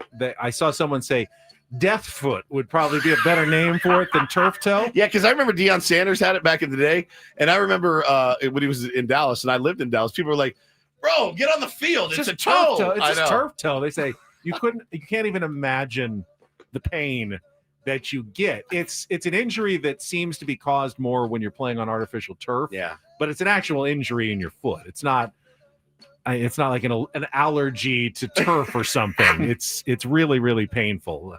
And unfortunately, that's what Joe Burrow's dealing with. Real quick, I don't know if we had a do this, but I do have one. Okay, go for it. If we want to. Yeah, go. DD Mega Doo-Doo. We have not gotten to it yet, but Jesse Agler, who don't do this, missed his incorporator word on Tuesday night, but do this because he did make up for it yesterday. He texted me late Tuesday night, and he goes, "Oh, my God, I am so sorry." It happens. He goes, Playoff it's not even like I couldn't find a moment. He goes, I literally did not even think about it. That's on me 100%. So I'll make it done. So I'll make it right. So if you want to go back to Tuesday real quick, here is Jesse's assignment. Tonight's word is Synecdoche. Oh, now not the city in New York. That's Schenectady. Schenectady. Schenectady. No, yes. this AAA is Schenectady. Schenectady. This is a literary device / figure of speech, synecdoche, in which a part represents the whole. Okay, fair enough. So yesterday, I believe, when did Marte hit his home run? Because fourth inning, yes. Jesse got the word in, but the very next pitch ended up being the home run. He goes, barely got that one in. Here's how it sounded last night. Starling Marte stands in, and no doubt Nick Pavetta's arm has been a key for the 2025 Padres. That's a little bit of synecdoche. It's more than just his arm; it's his whole body. Yes, he's been huge. Pitch outside to Marte, 1-0. It's amazing. Perfect. And we know where that pitch landed. Yeah. Got it in. So that's a do this. Nice way of sneaking it in on our short show, Paulie. Don't and do this for a Thursday. was Don't Do This with Ben and Woods on 97.3 The Fan. How's the chair going over there? It's not good. It's not good. I've ripped the armrest clean off. What did you do? I went to push myself up and I just snapped it. I'm very strong. That's what it is. Very, very strong. Ugh. Brute strength. Mr. Odyssey will be sending you the bill for Sure chair will. repair. Looks like it should be fixable, though. Yeah, you would think that. It's not. Detachable armrest. I can't get the thing to fit I in, bet you broke something in the grooves. Yeah. Polly? Well, we'll look at it Help me. during the break, or maybe Sammy Levitt can be handy and stop by and fix it. Who do you think's more handy, When he me or joins Sammy us. Levitt? Ooh. Let's have a hand. That is a No, tough that one. sounds weird. We'll have a handoff. Padres pre- and post-game show host Sam Levitt will join Handy us to talk off. more Padres baseball coming up next Sammy, do you want to have a handy off on with me? San Diego's #1 sports station, 97.3 The Fan. Gambling problem? Call 1-800-GAMBLER. GEGE 0000466. For a full list of games and rules, play at 7 Mile Casino. Visit 7milecasino.com. And once again, a short show goes off the rails. That's like clockwork. Every time we have the hour off, we just can't handle I can't ourselves. handle it. Paulie, I need your help on this. We could use a little break. If you could use a little break, maybe this afternoon, this evening, what a great time to head to 7 Mile Casino. Play a little California-style blackjack, Texas Hold'em poker, baccarat, or Pai Gow in San Diego's closest and best card room. Great day to do it. Great day to head down to 7 Mile Casino, just 7 minutes from downtown. You get great food, friendly dealers. It's a cool spot, too. When you walk in, you don't feel like you're in a dingy, grimy card room because you're not. You're at 7 Mile Casino. They're going to take great care of you. All the games that you love, they're spreading them all. And the food, though, I mean, great place for lunch. I mean, go just take some coworkers and go down and check it out and grab lunch. Don and Mud were talking about brunch on the broadcast last night. Don said not really a huge brunch guy, although they do like a good omelet bar. The brunch at Sammy's is the best in the South County. It was voted best in the South Bay. You can only get it on the weekends, Saturdays and Sundays from 9 a.m. to 3 p.m. But check it out this weekend. Make an excuse. Bring a friend. Go to 7 Mile Casino. It's right there in Chula Vista, just 7 minutes from downtown.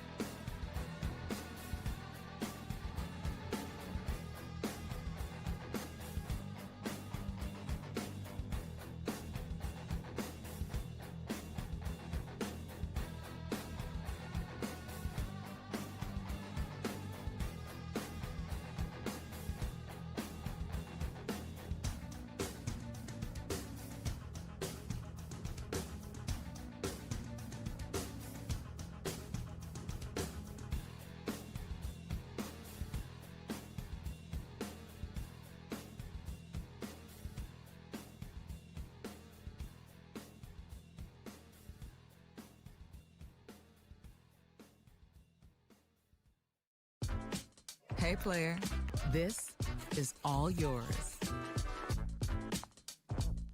This room with this view.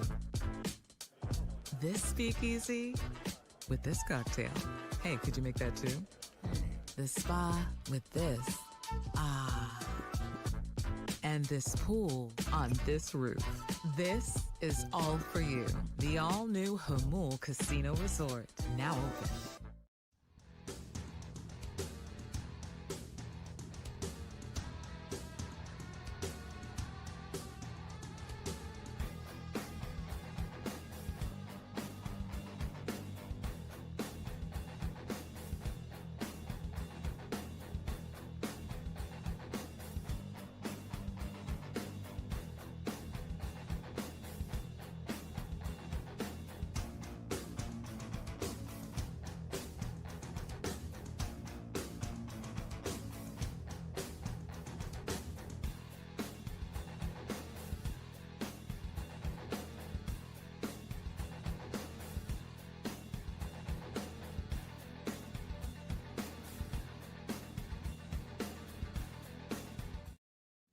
This hour on 97.3 The Fan is brought to you by the Adams Avenue Street Fair. The San Diego Foundation presents the Adams Avenue Street Fair, September 20th and 21st. The free family-friendly festival in Normal Heights features 75 musical acts, carnival rides, beer gardens, festival foods, and 300 unique exhibitors. We do have a Padres lineup in for this morning's game against the New York Mets. We also have Sammy Levit in studio, so there will be an interesting change in this lineup as well. We will discuss that with Sam right after this check of traffic on 97.3 The Fan. From the 855 Get Ross Traffic Center, protecting San Diego after accidents or injury, here's Kelly Danick. Traffic is brought to you by Park 101 in Carlsbad, North County's football headquarters. Got a few trouble spots here, guys. One of them is this collision on the Coronado Bridge heading over to the island just before mid-span. Car and motorcycle involved. Got the left lane blocked. Also, accident on the Fairmont Avenue on-ramp to West 8. And looks like that crash did clear on northbound 15 to the eastbound King Freeway connector. Football is back, and Park 101 in coastal Carlsbad is your game day headquarters. 10,000 square feet, 19 TVs, Bills Backers Club specials, cocktails, and ice-cold beer. Park 101 at the Carlsbad Village, North County's home for football. I'm Kelly Danick with Ben and Woods, San Diego's #1 sports station, 97.3 The Fan. 152 games down, just 10 to go this season. And no one spent more time covering the San Diego Padres than Sam Levit, who joins us right now in studio as he gets ready for an early pregame show this morning. Hello, Sammy. Hey, good morning. How you guys doing? Good, buddy. How are you? I'm well. Like to be here early in the morning. Got my bagel, got my coffee. Nice. And I have to see what time the game is on Sunday, but this may be the final real early morning. I want to say 11 a.m. Sunday. 11 a.m. first pitch on Sunday? Yeah. Wow. In Chicago? In Chicago, yeah. Oh, okay. So that's a 10 a.m. pregame. Not too bad. Not too shabby. And then that will be it for the early morning start times. Do you like the early mornings? I do. Yeah. I get the your free evening. night. Yeah. I do. Yeah. I do. I like having the free night. Like to be able to, have the evening. I love which a is 4 rare. o'clock game. I do love a 4 o'clock game too. See, that's my least favorite. Is it? Yes, the East Coast night games that are 3 p.m. pregame time, 4 p.m. first pitch, and then I'm usually out of here by like 8:30, depending on how long the game goes. It just kind of eats up a lot of the day. Too late to do it. Too late to do it. Yeah. I guess from your point of view, yeah. From being at home and having it over by 6:30. Right. And if I usually get here a couple hours before the game, so then I'm like here by 1. It kind of eats up the whole day. That's true. That's true. For It's me, my least I don't favorite. like laying in bed at 10:20 waiting for the game to end. You know what I mean? I will say that is something that I don't know that I will ever get used to, being in baseball on the West Coast. Yeah. Because on the East Coast growing up, it was kind of like a novelty when your team would play out here, LA, San Diego, anywhere in the Pacific time zone, because I mean, it was kind of cool. Like, I remember you would be in school and you'd be staying up till 10 p.m. to watch the game. And I remember not knowing what happened the night before. When I went to sleep for school the next day, you'd wake up, you listen to it on the radio, hear what happened. Yeah. It was like kind of this somewhat cool thing where you were staying up late. to watch your team. But yeah, it doesn't feel as cool when it's kind of in the middle of the day over and over and over during the course of a week. It does not. Benny, why don't you get us this lineup? I know you're champing at the it's bit. fine. I just think it's interesting because you don't see Mike Schilt generally make a lot of changes after a win. Now, obviously, there's the lefty-righty changes that they make, but we've got our standard now, Jake Cronenworth at shortstop, facing a righty lineup going up against Jonah Tong. But the big change is that Jackson Merrill will bat cleanup and Gavin Sheets is moving down to the 6 hole. So just a flip-flop of two players. And Sammy, I think the conclusion is very obvious. Jackson Merrill is red hot. Yes. It's time to move him up in the order. Even though team is doing okay with him at the six spot, they think they need Jackson to hit more and more often. Yeah, and Gavin Sheets is not. And I'll get to his numbers in a second. I just wrote this down before I came in. Merrill batting .341 with a 12-10 OPS in his past 11 games. Had 2 more hits last night. Has 5 home runs in those 11 games. So he's red hot. He should be batting higher in the order. And Sheets, really, aside from that double on Sunday that gave him insurance against the Rockies, I mean, he is not played all that well lately. He's 3 for his last 29 in the last 8 games. Now, 3 of those hits are doubles, 3 RBIs. And look, Gavin's gone through some skids this season, but to his credit, he's always come out of it and makes a lot of sense to me. You have a hot hitter in Jackson Merrill. He's somebody who was, quite frankly, hitting higher in the lineup earlier in the year, right? So it's not something he's not accustomed to. So makes a lot of sense to me. He's got to hit higher. Yeah, Jonah Tong is an interesting Mets prospect, and he is really a part of their future wave of starting pitchers. And he got roughed up. Didn't make it out of the first the last time he pitched, but he's a 4-seam changeup curveball guy. Throws a little bit of a slider, throws hard, averages about 96 miles an hour with his heater. So he's going to be. This is a good lineup, I think. This is one of those that I think you're prioritizing offense, right? Because you got O'Hearn in there, hits righties very well. I know he needs to get it going too. Would love to see him get a couple knocks today off a rookie. I mean, he's a rookie. He's wet behind the ears. He is like, this is a guy that you can go out and if you can time him up, I think they can handle business today. But we have seen these guys. We have seen these guys all season long have a really rough start. Figure something out against the Padres, but you have to like the quality of the ABs that we're all seeing the last few days. Yeah, and I think for Tong, it's, to your point, a fascinating start for him. It's his 4th major league start. To your point, he got really, really roughed up in that last start. Didn't make it out of the first inning, and the first 2 starts for him in the major leagues were pretty good. The interesting thing about the Mets, just to talk about them for a second, is from a pitching standpoint, they have massive issues, right? I mean, Minaya was pitched so poorly that they essentially had to put him in the bullpen and do this piggyback thing, which sounds like they're going to do again. I mean, they've got 3 young pitchers that have been brought up to essentially save their season. Correct. And Tong is one of them. Nolan McLean, who's been outstanding, is another one of them. And Brandon Sproat, who the Padres won't see this series, is another one of them. And I mean, there's a chance if they do make the postseason that McLean could start game 1. I think as he should. Yeah, I mean that's how kind of desperate they are. David Peterson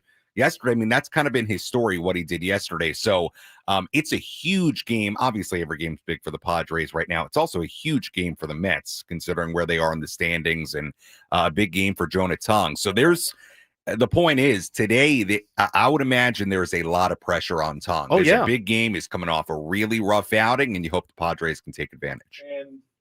And I would say that the Mets know that they're in a good position because, they haven't used Edwin Diaz in this series. The Padres had to use all 4 of their back-end guys yesterday. Jeremiah Estrada threw the fewest pitches. He's also the guy who's been struggling the most on the back end. Gave up another home run, but Suarez threw 26 pitches. Mason Miller threw 19. Morejon threw 20. And you got Randy Vasquez on the mound who, going to give you a nails performance, but is generally not deep into the game. So I wonder how Mike Schilt and Ruben Abel are going to handle the bullpen today. I think just to a larger point, I think as it becomes, and we'll see, they still have got a shot at the division, right? We'll see what happens in the next few days. Will probably crystallize their realistic chances to pick up 3 games on the Dodgers before the final bell in the regular season.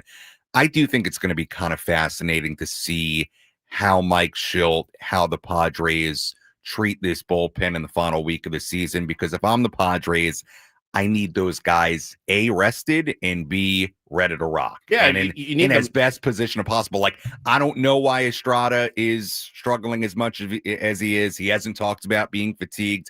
Anytime you see a reliever used as much as he's been used, all of a sudden start to wobble. You have he to scares think me right now. Yeah, He does. you have to think that maybe it is just the guy that has been used a ton, and we see this with relievers. But to me, like, if Jeremiah Estrada doesn't pitch much at all in the final week of the season, and you just try to give him rest, I'm all for that. Especially once you've clinched a spot, and we'll see what happens with the division. But those guys got to be rested. And I think with the offense today is really where I'm putting the onus is that you have a rookie pitcher on the mound. Yeah. Don't play for one run early. Go out and try to get a sizable lead against this guy so that if you need to relieve Randy in the 5th or the 6th, God willing, he gets through 5 innings today and you have a lead, then you can go to some lower leverage guys because you've put up 4, 5, 6 runs potentially on a rookie pitcher. Don't go up there. If Tatis hits a single, do not bunt him to second. Try to get to this rookie pitcher and score some runs. I agree with you 100%. Yeah. One of the tricky things here for the Padres is that the next 4 days, the Dodgers play the Giants, all 4 of those games. Padres have to play first every single day because the Dodgers are at home on the West Coast. Yeah. So you won't know if they've won or not, or they've lost. You can't. If the Dodgers lost, you go, well, we can chase this a little bit. Yep. But if they win, you're kind of chasing nothing because you can't catch them without some help. So, But you got nobody to blame but yourself. I know, but every opportunity. As Sammy just indicated, how hard do you go after it? You don't want to, wreck your bullpen going into the playoffs. Is it worth even chasing it? And you don't know what the Dodgers are doing. Maybe today, if you got to win there, you bring back a Miller, you bring back someone and go, hey, if we win this one, we'll see what the Dodgers do. If they win again tonight, though, hey, bullpen day, they're off tomorrow for sure. We got to start resting these guys this last week because there's not much of a path if the Dodgers don't start losing. There's something to be said too, and it's the Dodgers, and they're not feeling much pressure right now because you do have to outplay them by 3 games with the tiebreaker. So they're not feeling, I would say, a lot of pressure right now. They're not. And if you go out today and you feel like if you do chase a win today, you got to make sure you get the win. That's all I'm saying. Like if you go out and chase one, you're like, Mason, can you get me 3 outs? I know you threw 5, got me 5 last night. I don't know that it's the most prudent thing. He's young, he'd do it. He would do it. He's been willing to do anything they've asked. If you do chase it today, Schulte, got to make sure you come away with a dub. Yeah, and then putting a little pressure on the Dodgers to win. And to your point, I think a lot of the onus falls on the offense today 100%. against the rookie starting pitcher. 100%. And the more I think about it in a postseason sense, that is going to be, and we can talk about the starting pitching, right, and some of the issues there and what they need out of the rotation in the postseason.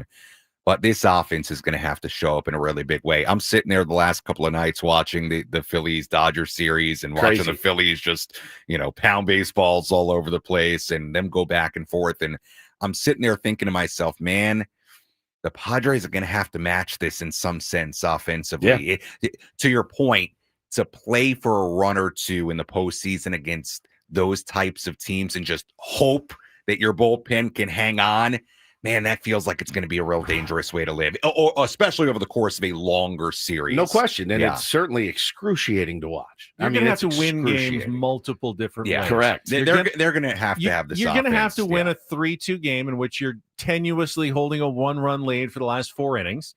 And you're also going to have to win a 10-6 game where your offense comes to play once or twice in the playoffs. There's no one way you can just get all the way through a month-long postseason and have one formula for victory. No, and no chance. And one really good thing right now, and you hope it's the power surge coming at the right time, is the fact that all of a sudden they are hitting some more home runs. Yep. Now, being realistic about it, a bunch of those games were against the Rockies in Denver and Still at gotta hit Petco 'em. Park, but you still got to do it. You can't control who you play, but the fact that Manny all of a sudden is hitting more, Merrill's hitting more, Fernando's hitting more, hopefully a sign of things to come that you are having a power surge at the right time. Because the more I think about it, the more I watch these other teams, they're going to need it. You just, in a long series, you're going to have to hit. You're not going to, I really don't think the Padres are going to small ball their way exclusively, Not that you can't win some games like that, but exclusively to a World Series, these guys are going to have to hit. Multiple formulas, Sammy. Just over an hour away from the EcoWater SoCal pregame show this morning. We'll let you get back to your prep, and we'll see you at 9:10. All right. Thank you, buddy. In season, Sammy Levit joins us every single Thursday. Eno Sarris also joins us on Thursdays for Smart Baseball. He'll be with us in our 8 o'clock hour at 8:35. We'll also play a little Real or Fake on a Throwback Thursday, chance to qualify another Tier 1 for the trip to Las Vegas to see the Eagles at the Sphere. And then we'll turn things over to Sammy just after 9 o'clock and get you ready for some Padres baseball. Yes, sir. All right, we'll come back. Final hour of Ben and Woods ahead. Weird. We can get into some of the other baseball that went on, including yesterday's performance by Blake Snell, who refused to come out of the game when manager Dave Roberts came to take him out. Interesting moment there for the Dodgers. That and more coming up next on San Diego's #1 sports station, 97.3 The Fan.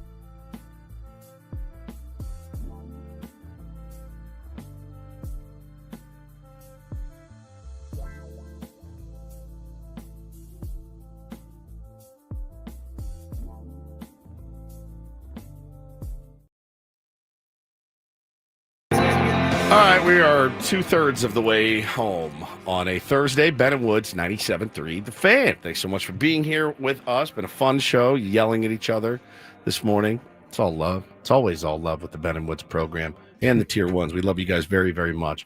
I'm Woodsy. That's Paul Reindl, executive producer of the program. Ben Higgins, your friendly neighborhood sports anchor, joins us as well. Got any plans tonight with the early game? Kids, practices? Our football practice got canceled. Okay. Rain? Low attendance. Low attendance. Yeah, not enough RSVPs. That's too bad. Practice. But got a game tomorrow night, so we're going to go in.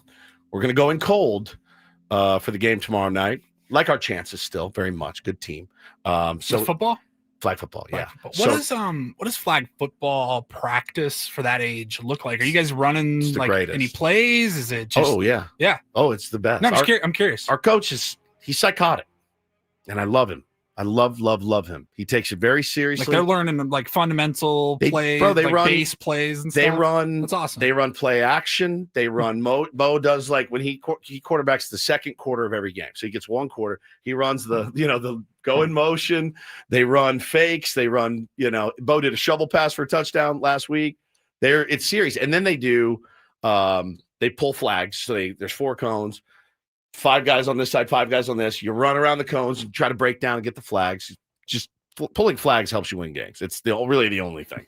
And then at the end, they play a game called Mayhem, which is fantastic. So he loves it. I think and you don't have to answer if you don't want to, but I think you've talked about it before. What's Bo? He likes football. Yeah, loves it. Is there any thought of him playing real football when he gets a little older? Does he want to? Do you guys not want him to? So I think Hannah is vehemently against it, 1,000%. It would take her. It would really take him begging to play. I will tell you this. I know he's my child. He throws a really nice ball and he makes really good decisions with the ball. He doesn't panic. He is accurate and he has a cannon on him. So I mean, I can literally see him turning into Sunshine from Remember the Titans. I know. So like if he keeps that air, if he wants to do it, I'm going to support him whatever he wants to do. Does it make me nervous? Yes, 100%. He's also like he's a sensitive little 7-year-old right now. He's not ready, Paul. And I think if he did want to play, it would have to come in like 9th grade. You know what I mean? I'm not starting him in pads anytime soon. It's interesting that you will make a parental decision for his health and safety. Yeah. But you're willing to change it if he begs. Yes. If it's his passion. Like if I want. And then just I don't disagree with you on what you just said, maybe wait until high school. Would that be the smartest thing? So, because then he's going up against kids that have been playing and know the proper ways to hit and tackle. You know what I mean? Like, I wonder if he wants to do it. I don't think do you maybe start him like in earlier, like 6th grade? I don't think he will. But again, things can change. Sure. But he just loves it. He loves to compete. So it doesn't matter what it is. Did you ever play football? I played one spring season and I hated it. In Texas? No, in Connecticut. That was in Connecticut. I hated it so much. You know why I hated it so much? I couldn't understand it. I knew the game. We played Sandlot and loved it. Watched it like I was a college football fan. When they handed me the playbook for the first time, I went, what? I had they've had me on defense. I was like a strong safety. Yeah. And I'm like, what is this? We had a running back. He's dead now. His name's Charles Teasley. Died murdered. Yeah, like a drug deal gone bad. He in high school, Ben, he was 6'4", 235. We're talking sophomore year. He was a running back. So my very first practice, he bust through and I had to run and I did the full breakdown and just dove at his legs, missed him entirely. It was like, this sucks. But I love, I love the game. I love playing with my friends we played tackle all through high school. But for him, it's what, if he comes and says, look, this is my passion. I want to be a quarterback. All right, bud, let's go. And I think Hannah would come around. I don't know that she could go to the games. I'm not kidding when I say it's tough. I don't think she could go to the games. We do have a gold member stream tonight. We've always been advertising it on the YouTube stream for our gold members. But actually, afterwards, I am going to, Fancy Ben's making an appearance. It's been a while, but my buddy Scott is in town. We're going to play a little golf this weekend, but he wanted to go to the new Michelin-starred restaurant in Carlsbad called Lilo. Boy, Oh, boy. I don't even know what I'm getting into tonight. I've heard it's like 12 courses. It's one like chef's table where you sit around and like little tiny bites of extremely fancy foods, wagyus and caviars and stuff. But I don't know. God. I don't know what I'm getting into. In fact, I don't know that I've ever been. I don't know that I've ever actually been to a restaurant that at least had a Michelin star at the time that I went to it. I've never been to a Michelin. I don't know that it's for me. I like more bulk in my meals. I do. I like this. Hell, here's a bite of this. Fantastic. Wednesday, and I'm willing to pay premium, like for the like a big steak you've ever had in your life, and the bread. Oh, I'm looking at the menu. Oh my God, Ben. This is like straight out of The Bear. Yes, it is. It's very bear-like. Can I tell you the other reason? I'm so happy that you get to go because I know food is like your thing. The other reason that I don't think I could go, it's not price, it's length. Well, it's going to be late. They only had 2 seatings, and the early seating was too early, so we're at like the 7:45 seating. And so I'd imagine we'll be dining until like close to 10 at least, probably. It's way too much. It's way too much for me. But I'll have good stories for you tomorrow. Good. Yeah, I can't wait. Tomorrow. Please remember some details of what you had. I know you will. You're good with stuff like that. So somebody said it's very good. Get the wine pairing. So you're going to be hungover tomorrow. Maybe. And it's already Friday. Full. It's Friday. And we got Schulte on. For the last time regular season. So yeah, we don't have any agreements with Schulte throughout the playoffs. So tomorrow could be the last. And I thought about this last night. It's funny that we bring up Schulte. It was the last time last year. Yeah, it was. I don't think we talked to him. I think we talked to him in spring training. Yeah. I got a DM from a very good Padres fan named Andy, and I chat with Andy quite a bit. And he hit me with hey, I know people love to do this. Hey, I know Schulte's coming on. Could you ask him about him bunting? And I go, I've already asked it. And he answered the way that he answered. I said, okay. He said, well, what about a question about us bunting and sacrificing is twice as much as the other team that does it the second most? And I said, we actually asked AJ Preller that last week. We had the numbers for him, everything. And he answered it how he answered it. As far as how I'm feeling about tomorrow's interview, I'm telling you right now, I'm going to keep it as low key as possible. We're going to the playoffs. We're kind of in a division race. I'm not super fired up about anything. We know who they are. He's answered those questions. I would like to have fun with Mike Schulte tomorrow. I would, if he's amenable to fun. But I don't know that he will be. I'm sure something I will say will rub him the wrong way. I get it always does. So I get what you're saying. The team is the team. The team is the team at this point, you know? He actually did. Tell me about this because I missed this. He did actually go into even more detail yesterday before the game. I believe it was from reporters from New York who were asking him about the stats of the bunting stats. Why is your team bunt twice as much as the second highest bunting team in baseball? And he gave some, yes, if you want to, if we got the audio, we can play a little bit of it. He kind of explains it in I think the most detailed way that he has, and he admits he's not really calling many of these bunts himself. Yeah. Mike, you guys lead the league in sacrifice bunts by a pretty wide margin, and I'm just like the bunt has kind of gone out of favor the last however many years in baseball. What's the reason for the increase in the propensity for bunting right now with you guys?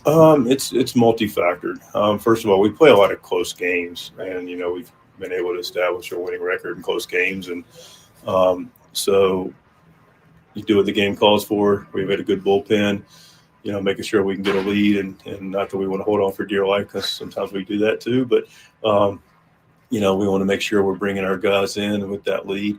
The biggest thing for me about it is, and listen, I understand the value of an out, and there's a couple of different ways of looking at it. So there's going to be outs made.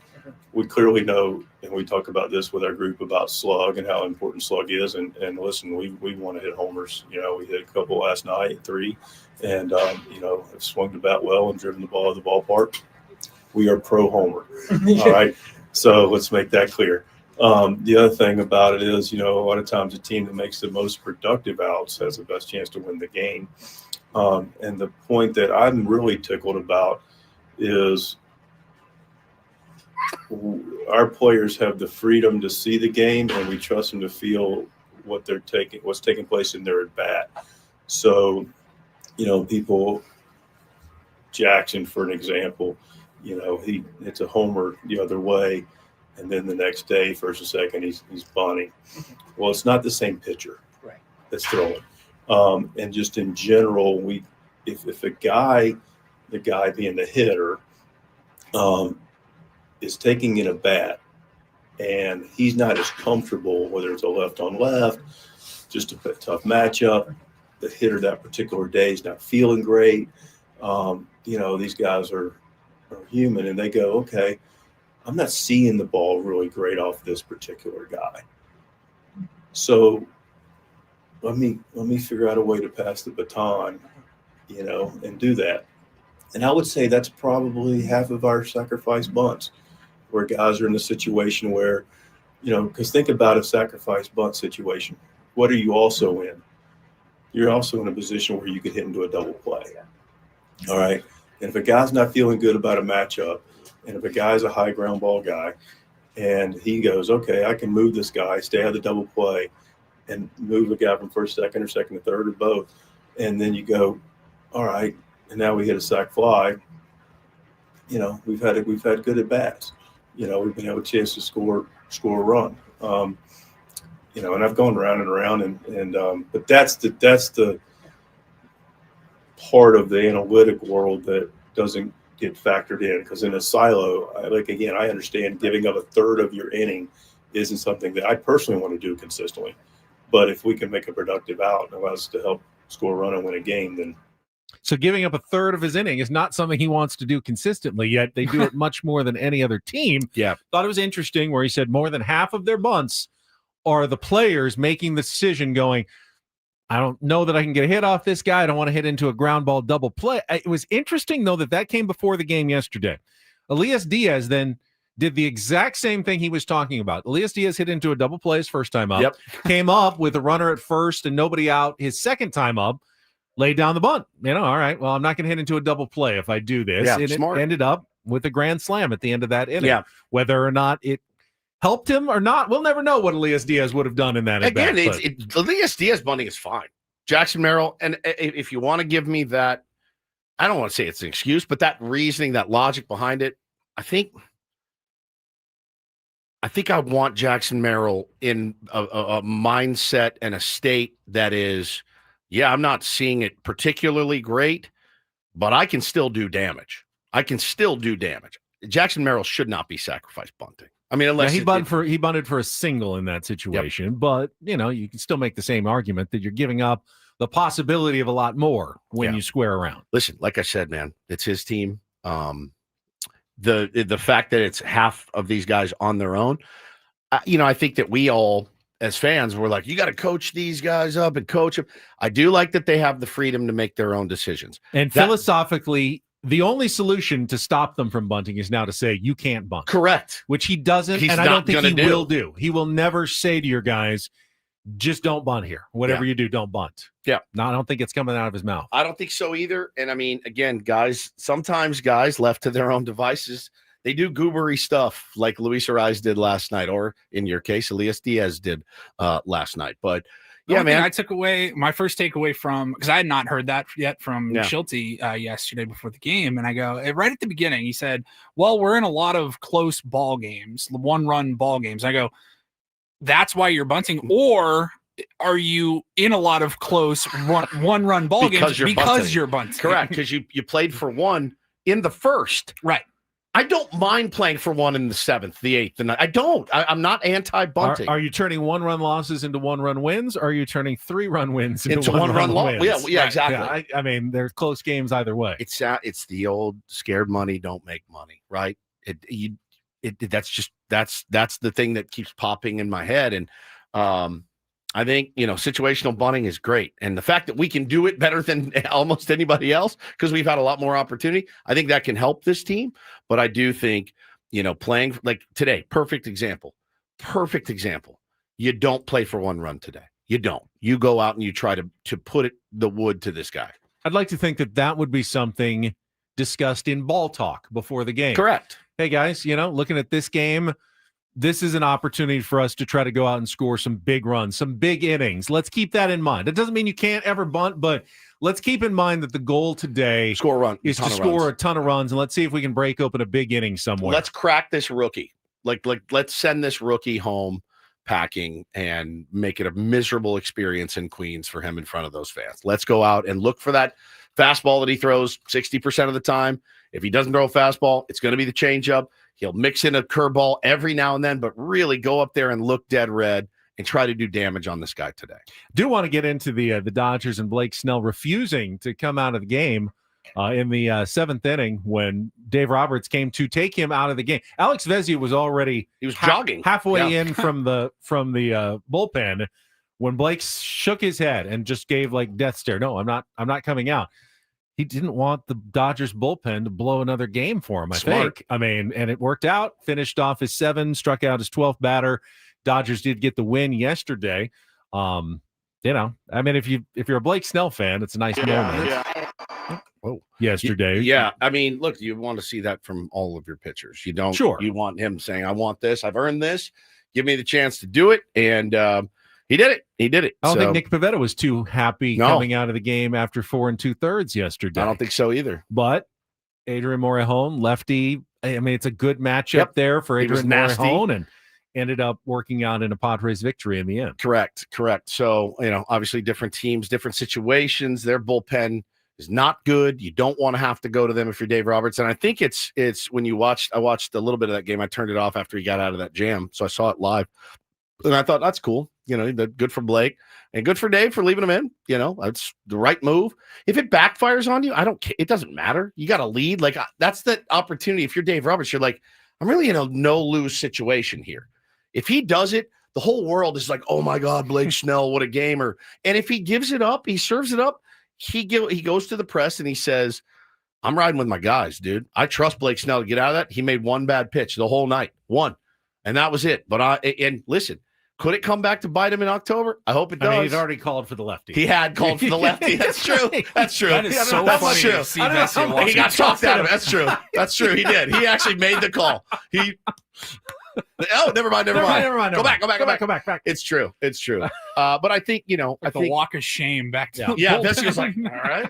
And he ended up coming in and doing a decent job too. But it was you like to see that. The modern player is often mocked for just get me through my 5 innings and I'll cash my check. No, I thought that was pretty cool. You mentioned the manager's report tomorrow with Mike Schilt, 9 a.m. It's refreshed by Eco Water SoCal. Try alkaline water for just $9.95 a month. Eco Water SoCal, keeping it soft since 1925. When we come back, play a quick game of real or fake. It's your chance, Tier 1, to qualify for the trip to the Sphere Las Vegas, the Eagles, the Venetian stay, the $100 gas card. During our break, call in at 833-288-0973. We will pick our contestant. We will play our game coming up next year with Ben and Woods on 97.3 The Fan. Before we get to traffic, though, Woods and I want to remind everybody out there, if you are a husband, a wife, if you've got kids, and you don't have a will, you don't have a trust, then you are potentially setting your family up for chaos if something should happen to you. No one wants chaos. No, it's already going to be, a really, really tough time, and you want to make sure that you have them protected when you leave. And keep their life as easy as possible. And go to trustandwill.com. You can get everything set up. Doesn't take very long at all. It varies depending on how much stuff you have. For me, it took me about 25, 30 minutes, a couple of innings, as we like to say. And it was really simple. Trustandwill.com. Code is radio20, going to give you 20% off. There's a peace of mind of knowing you've got those documents now in your safe or filing cabinet or wherever. Hopefully you won't need them for a very long time, but you got them.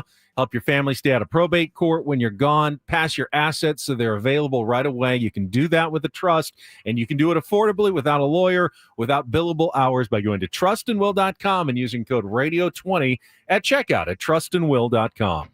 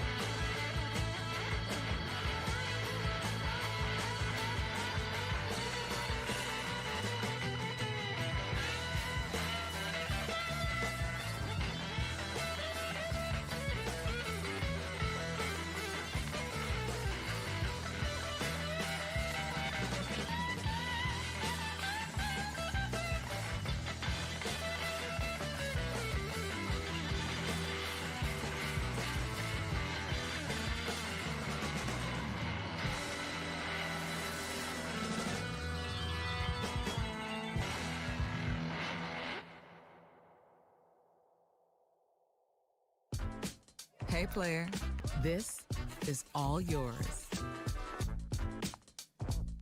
This room with this view. This speakeasy with this cocktail. Hey, could you make that too? The spa with this. Ah. And this pool on this roof. This is all for you. The all-new Hamul Casino Resort, now open.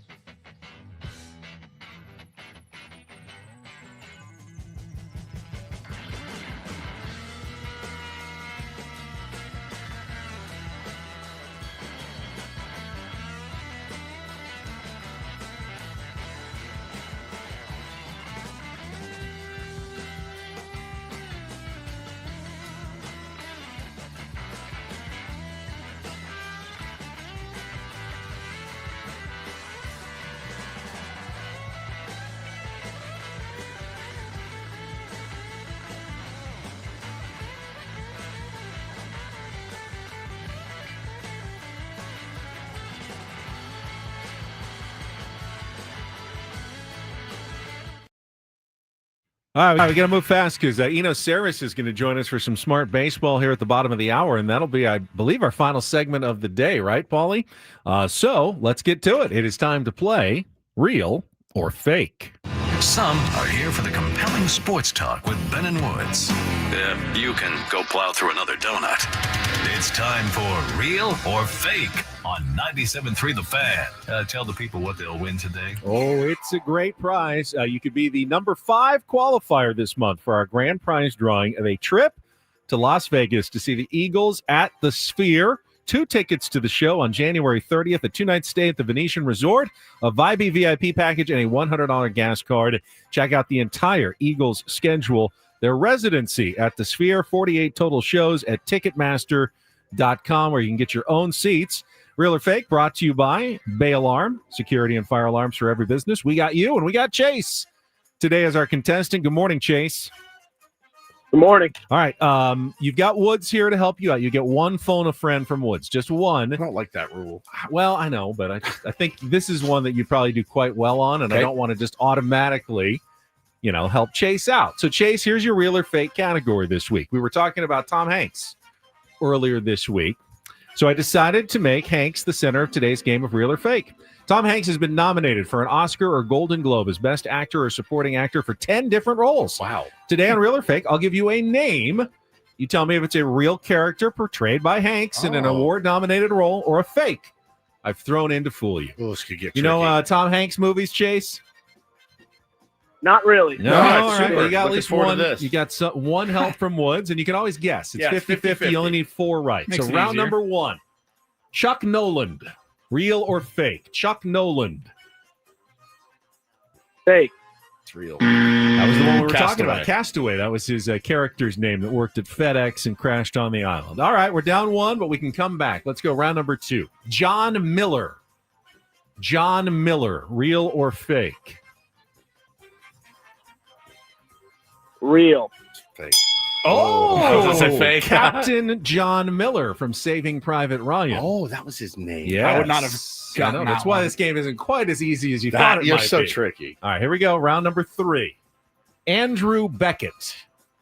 Andrew Beckett, real or fake Tom Hanks character, Chase? Fake. He's the lawyer in Philadelphia, Andrew Beckett. All right, now we're a little behind. Let's see if we can rally here. Round number 4. Joseph McFarland, real or fake? Joseph McFarland, Chase? Fake. Fake. You got that one. All right, you got 2. Now we got 3 left. You need 2 out of 3 right to qualify. Round number 5. Sam Baldwin. Sam Baldwin, real or fake? Real. Real. Sleepless in Seattle? Yeah. It is Sleepless in Seattle. Yeah. Very good. That means you only need 1 of the last 2. You still have Woods as your phone a friend as well. Round number 6. Richard Phillips. Real or fake, Chase?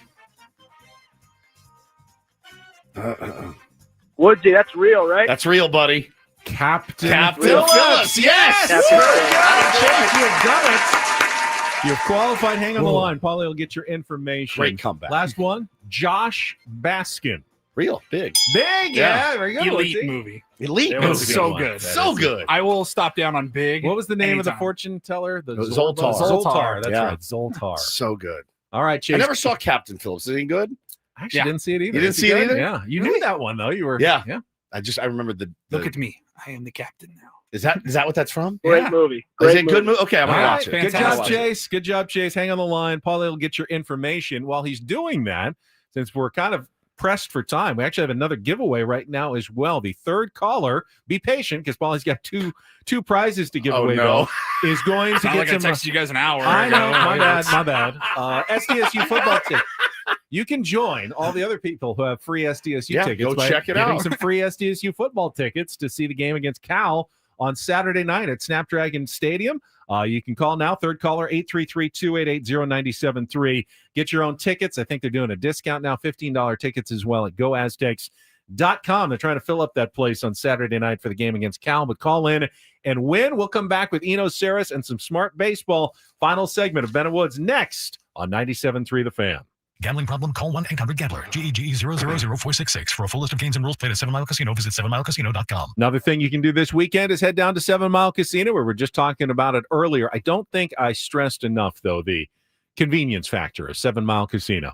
You do not have to drive a long way. I've been to some of the other card rooms. You go like long roads down into the East County, 45 minutes. Sometimes it's an hour. If there's traffic, it's bad. 7 Mile Casino, you're making a very quick drive down the 5 freeway to Chula Vista for a great, comfortable, awesome card room. They got Texas Hold'em, they got Pai Gow, they got Baccarat, and they have my beloved California-style blackjack right when you walk in the front door. First thing that greets you, sit down, play a couple hands, have a great time, have a delicious lunch. They have phenomenal food, great dinner. Their late-night menu is incredible. The players menu 24/7. It's the only place you can get a real good meal, after midnight in San Diego. So check it out for yourselves. You won't be disappointed. Yeah, if you're a late night worker, whatever, you can go after your shift, go in the morning, whenever you want. Absolutely love it. Tell them Ben Wood sitting at 7 Mile Casino, just 7 minutes from downtown.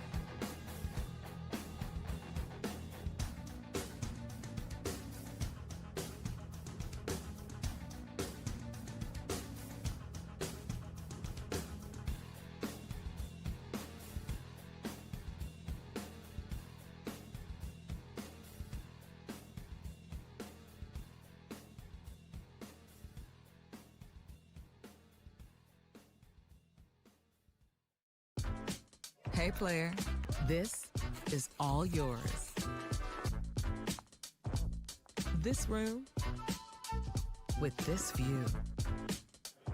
This speakeasy with this cocktail. Hey, could you make that too? The spa with this.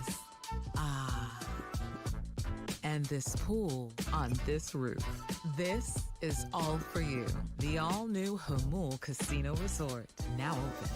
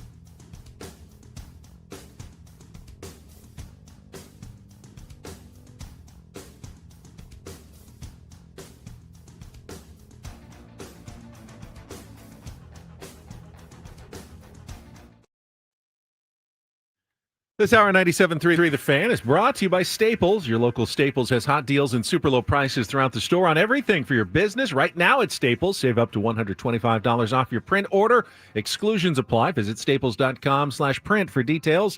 Ends 11/1, plus save even more with the Easy Rewards program at Staples. Yeah, we are getting down. Just 10 games left for your San Diego Padres, including one in about an hour and a half from Citi Field in New York. But before we get to pregame coverage, we got Eno Sarris going to join us for some smart baseball right after traffic here on 97.3 The Fan.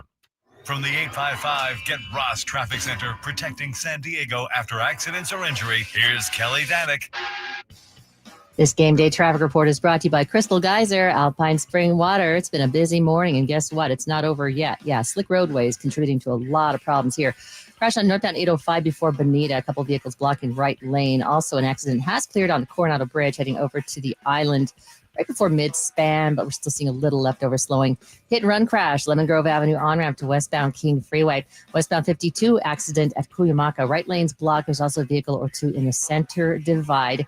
North County ride hasn't been an easy one either. The South 5 coastline at Tamarack crash has been cleared over the right shoulder. Collision on southbound 15, right around Felicita. Looks like this one is blocking the HOV lane. Then further down before Rancho Bernardo Road, another collision. That one's over to the right shoulder.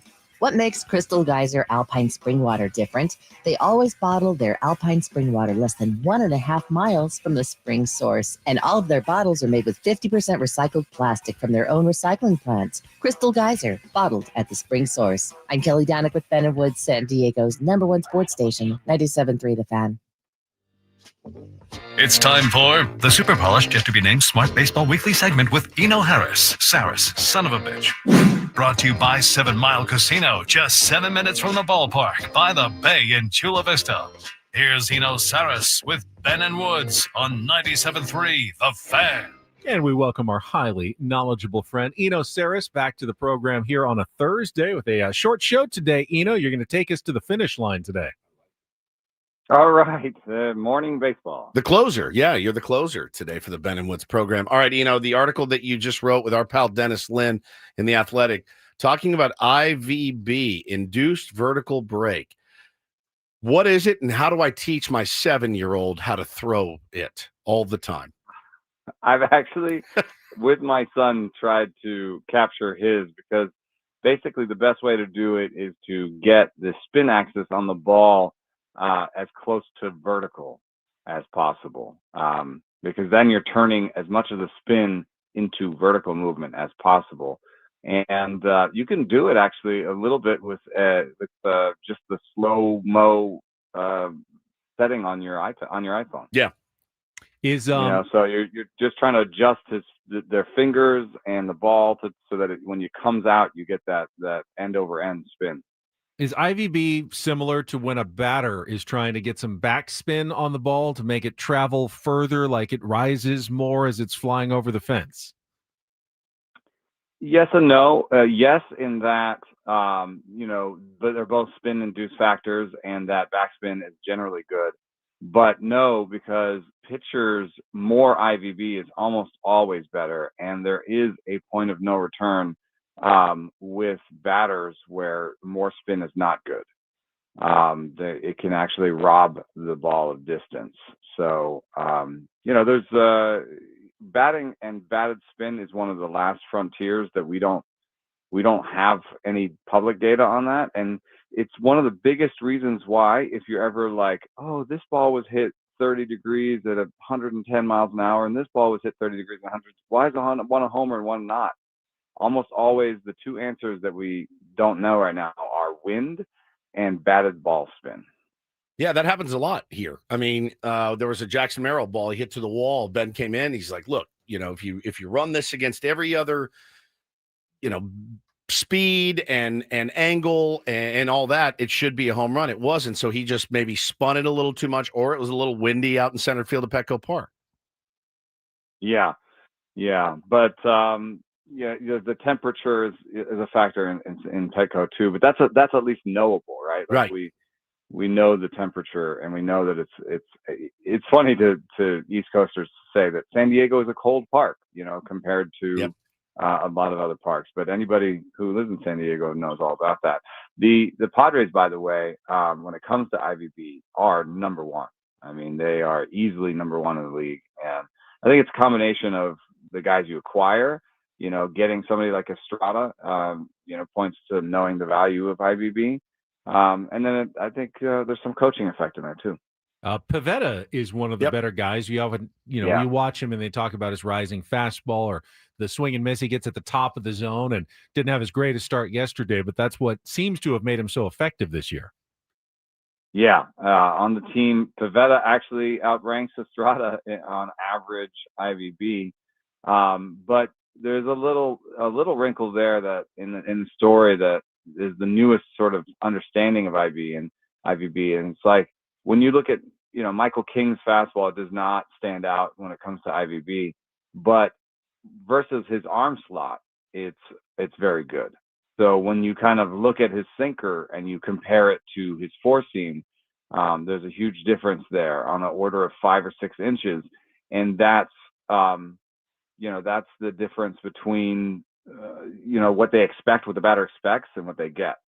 So Pivetta's arm angle, projects the idea that he's going to throw it over the top, and that he's going to have a lot of IVB. It's still good, but there can be a little bit more deception from Michael King's forcing. Yeah, Rob Refsnyder, he's quoted in your article talking about how if he, checks the scouting report and goes, oh, this guy gets 18 to 20, IVB, I need to swing 2 balls above where I normally would. Not the greatest feeling going into the box, knowing, okay, I know generally where I'm looking middle. I actually have to swing a little bit higher because this guy gets so much right. What a horrible way to take. My eyes are lying to me. My eyes are lying where to I me. think the ball isn't right now. That's insane. Isn't it amazing? It's amazing that they can do that ever. Like it's amazing they can do it ever. It's amazing that the hitter can say that and then it works, because Marcus Semien said, "Oh, I was facing Aroldis Chapman. He has that rising fastball." And, somebody said something about, just trying to hit the top of the ball instead of the bottom of the ball. And I tried that, and ever since then, I've been able to hit four-seamers really well. Then he told Matt Olson. Matt Olson's like, oh, let me try that. And Matt Olson can now hit the four-seam well, and he couldn't before. Wow. And Alex Bregman said the same thing. I have to sort of swing above the ball or on the top of the ball. And I'm just like, these are the tiniest adjustments made by the best hitters on the planet.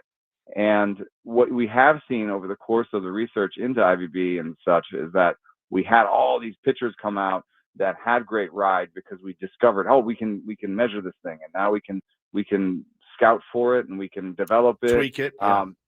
And so there was all this rising fastballs around the league, and hitters actually started to get better at IVB, at hitting IVB, high IVB four seamers and hitting those. And so that's why I think somebody like Michael King's four seam is deceptive, because nobody looks in the scouting report and says, oh, that's a high IVB. And nobody looks in the scouting report and says, oh, you have to worry about Michael King's four seamer. So, he kind of lulls you to sleep to thinking, I don't have to worry about that. I don't have to think about hitting on top of it. But then you start thinking, I have to hit low on Michael King's balls because he throws sinkers and everything falls down. Yeah. So I have to kind of golf everything. And then the four seam comes in relatively straight, and you say, crap, I had the wrong swing on that one. Missed it. Speaking of Michael King, does anybody have to worry about Michael King at all? Padres fans, opponents, after his last start, were in a bit of a tizzy here in San Diego, knowing our playoff hopes kind of ride on him, and he looks like a pitcher who's not locked in or even close to locked in. Did you see anything in that last start, which he got hit badly by the Mets a couple of days ago, that makes you think that he could still turn it around before the playoffs here?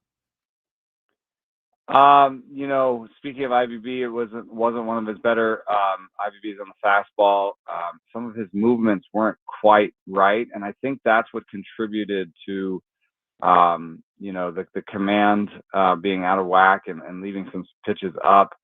I don't know, I have this number, Location Plus, that says that his pitch and his count adjusted locations weren't terrible, but when I watched the game, I thought he's leaving too much middle. Yeah. So I would just say that it was working the kinks out. I would not be too worried yet. Good. That's always good to hear.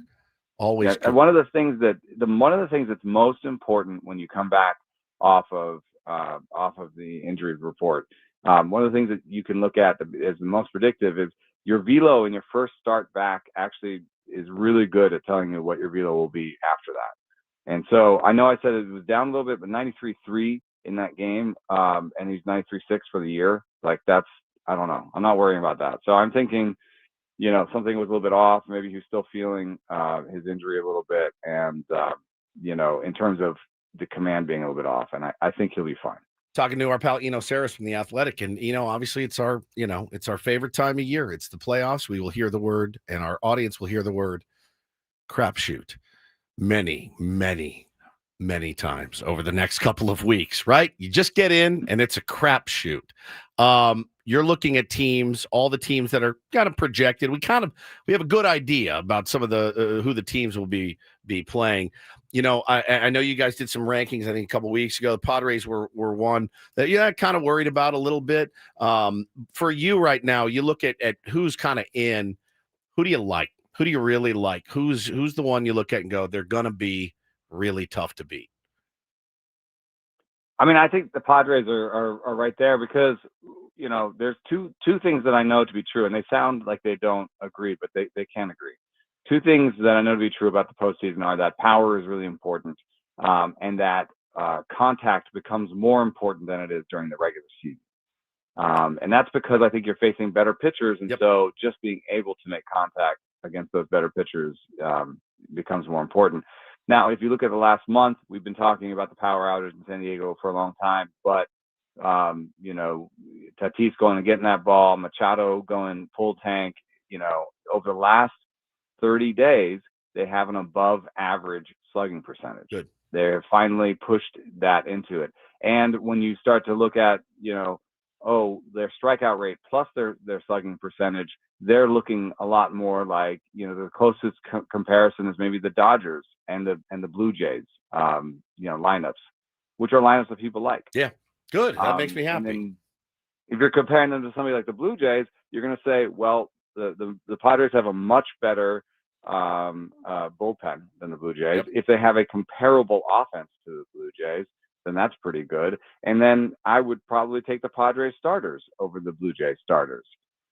So there you go. Like, the Blue Jays are a darling for a lot of people, and I get it because they make contact, they hit the ball hard, they have, pretty good pitchers, but the Padres are comparable. So, those are two teams I have circled that I kind of enjoy going into this postseason. For the playoffs, would you rather be a team like the Dodgers with fairly dominant starting pitching going into the playoffs, but a giant question mark bullpen that's been struggling? Or would you rather be a team like the Padres with not much starting pitching depth and not sure what you're going to get, but what's been a dominant bullpen all season long? Man, I just think that the bullpen can pitch more often. You gotta rest those starters. Yes, it's about 50-50 these days. And in the postseason, it's getting closer to more innings out of your bullpen than your starters in a given postseason. So I don't know. I think I'd take the dominant bullpen. Of course, what you can do if you have enough dominant starters is push some to the bullpen. Yes, that's what I'm afraid of with them. Shohei Ohtani as a reliever could be fairly nasty.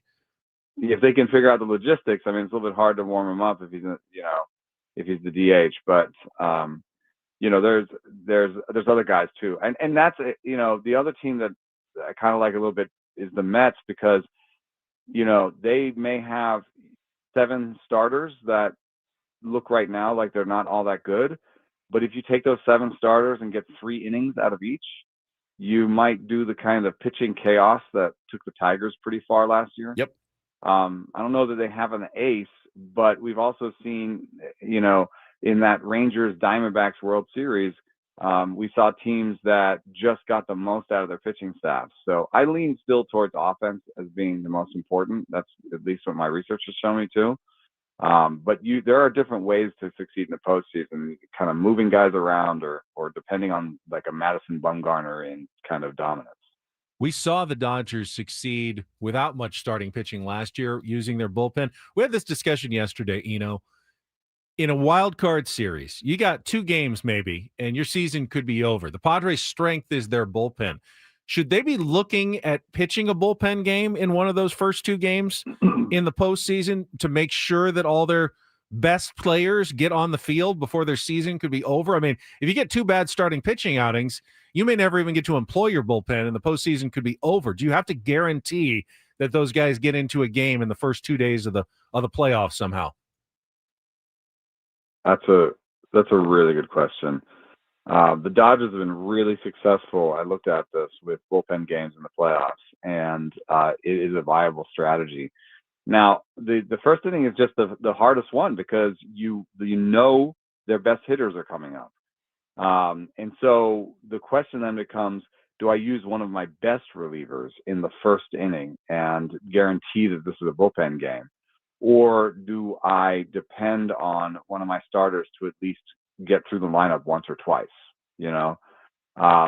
So it isn't so much like, will I use Mason Miller? It's more like, do I start this game with Mason Miller? Right. Right. Seriously. I tweeted it the other day. I would like to petition Major League Baseball for the Mason Miller rule. He gets to start a game and close the same game. Oh, it's genius. It's a brilliant idea. Make the whole plane out of Mason Miller. That's right. Yeah, just first in the night. We can do it in adult league. We can bring a guy back. So I don't see what the difference is. I think it's a really good plan. The opener and closer would be elite. Mid-roll for Shohei Ohtani. Mason Miller's about as spectacular. Exactly. If his name was Shohei Miller, it would already have been put. It would already been done. Yes, you're going to see a lot of bending in these rules. Your traditional bullpen game, you're using your 5th or 6th best reliever because you want to get to Mason Miller in the high leverage innings. So the big question then becomes, who's the 5th or 6th best reliever on the squad? Who is it right now? Probably the 5th. David Morgan, if he's healthy, or Wandy Peralta. How about Ron Marinaccio, my Carl friend? Hart's been really good lately. I mean, the Padres have a plethora of 5th relievers. I still prefer the starters over those guys, I think. Yeah, fair enough.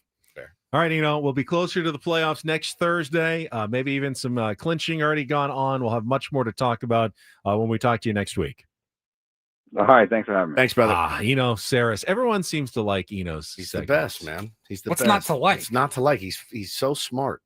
I love that he's in there with his kid trying to get more IVB on his kid's fastball. It's so good. I'll be trying it later today, just so you know. It's also nice that he's pretty high on the Padres' chances. Yeah, for sure. I mean, you asked what team he likes. He kind of likes the Padres going into the playoffs. It's interesting. Somebody said, "What's he telling other cities about San Diego?" If you go back a year ago today, this point in the season, we kind of felt like this was right around the time we're like, man, something special might be brewing. Like, I know this team's looking pretty good. I'd love to see them go out and a lot turn of people it on in baseball today. were like, that's the team to beat this October. I don't feel that. I don't right feel now. it myself right now. I was thinking about that driving in, Paulie, that I wish I felt a little bit more like I did last year. But, at the end of the day, there's still baseball to play, and you're going to have a shot. And that's kind of what you beg for as a fan. You want to have a shot, and we do. We absolutely do. We have a shot. And according to Eno Sarris, a decent one. And, like you said, the last, 30 games or so, it's trending upwards. And again, I know it's the Rockies. I was having that conversation in the chat, but, everybody throws 95 plus. If the guys are seeing it, they're piecing up some good pitchers as well. Keep that vibe going, right? Of hitting the ball out of the ballpark. Just get into the dance. See what happens. And then it's the first team to win 13 games. That's right. Got a few minutes left before we turn things over to Sam Levit for the Eco Water SoCal pregame show. First, though, we need to pause 10 seconds for station identification.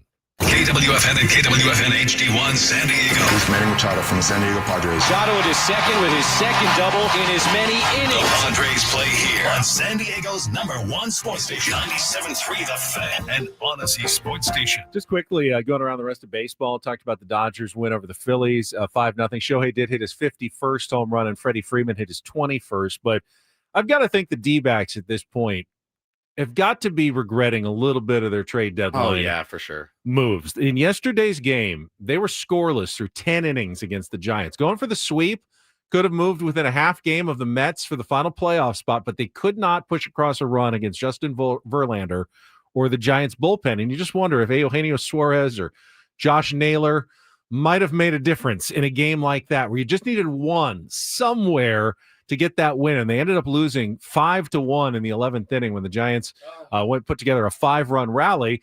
Keeps the Giants alive a couple games back. Diamondbacks aren't out of it at a game and a half, but both of those teams sold off at the deadline and are now probably looking at, God, one game here or there. We could be in a playoff spot right now, and we sold off big pieces at the deadline that could have gotten us there. But the other way to look at it is this. We sold off prospects. We got big pieces back, good pieces, lengthened our lineup, plugged some holes.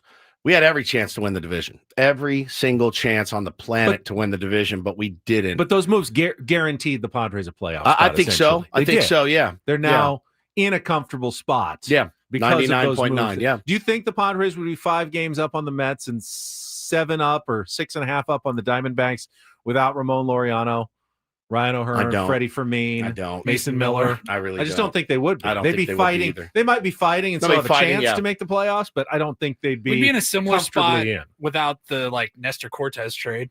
I didn't really do anything, but It's actually hurt us, I think, more than it's helped us. Maybe we got a prospect in that one, though. Yeah, we did. We got a prospect. We did. The next outside Leo. of that, the impact players, they have all made a difference. Pretty much, yeah. Yeah, pretty much all made a difference. The American League is starting to shake out a little bit. The seedings are still very much up in the air. The Astros actually went back ahead of the Mariners, who finally lost. Their 10-game winning streak came to an end as they lost to the Royals 7-5. Old friend Adam Frazier with a tie-breaking home run in a 4-run 8th inning. And the Astros got a Jose Altuve home run as they beat the Rangers 5-2. Rangers are pretty much out of it. The Guardians are just hanging around. They've won 6 in a row.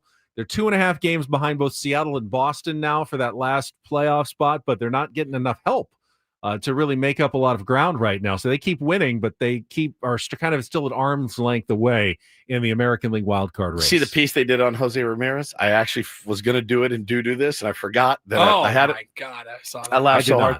So, what does he joke? He tells jokes. He's a funny jokester. guy. He's hysterical, but he does bits with his teammates. So he'll go up to his teammate and go, "Hey, buddy, do you have any change?" And they're like, okay. And they're like reach in their pocket and they'll pull out like dollars or coins.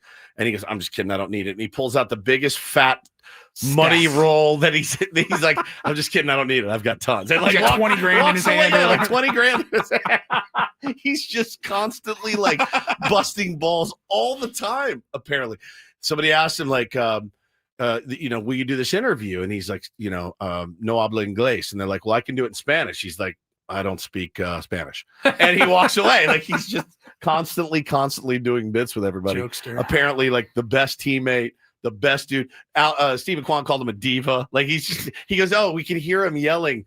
He's feeling like a diva today. So they just adore him. He's one of my favorite players in the big leagues. He's incredible. It'd be fun to see the Guardians try to sneak in, Benny. A couple other notes before we go. Trent Grisham, 2 more home runs. He's got 33. That's almost twice his previous career high of 17. I don't know how he's doing it. That's it for us. Sammy's coming up next with the pregame show for Paulie, for Woods. Talk to you tomorrow for the Friday edition of Ben and Woods at 6 a.m. right here on San Diego's #1 sports station, 97.3 The Fan. So long, everybody, and go Padres.